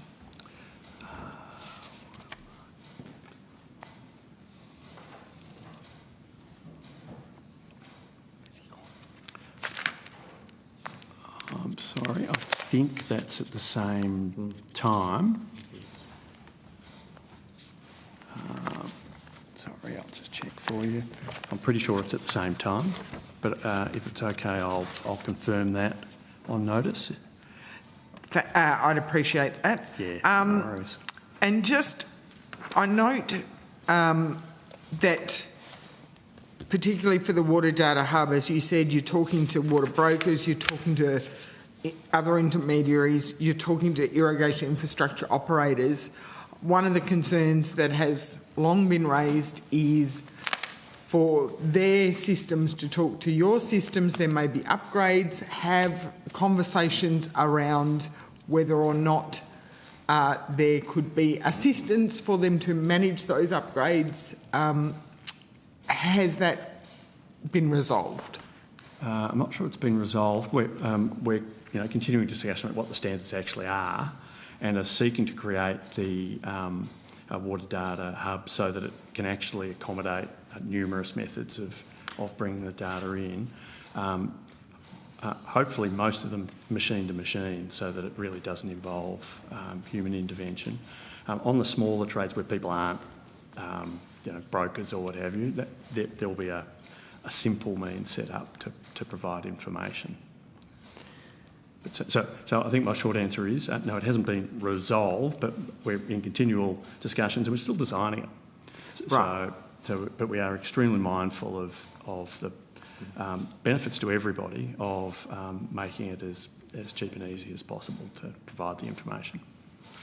And just because I have the department and the minister here, on still on water market reform, the water broker code of conduct or water intermediaries code of conduct, is that progressing? And is that... Senator, we had the people who could have answered that this morning before lunch, sorry. but look, I can take it on notice. Yeah, that's come fine. back to you. I'm happy for you to take it on notice because I should have asked this morning, but I was so distracted by all the other issues in this water space. But that brings me to a conclusion.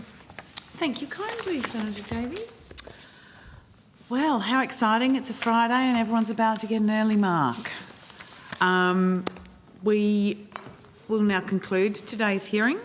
I'd like to thank you very much, Dr Johnson, and all of your officers for coming along and spending a lovely Friday afternoon with us. I'd like to thank Broadcasting and Hansard for their amazing work and our long-suffering, amazing Secretariat. I would also remind senators that the committee has agreed that any written questions should be lodged with the Secretariat by the 14th of November, and the committee now stands adjourned.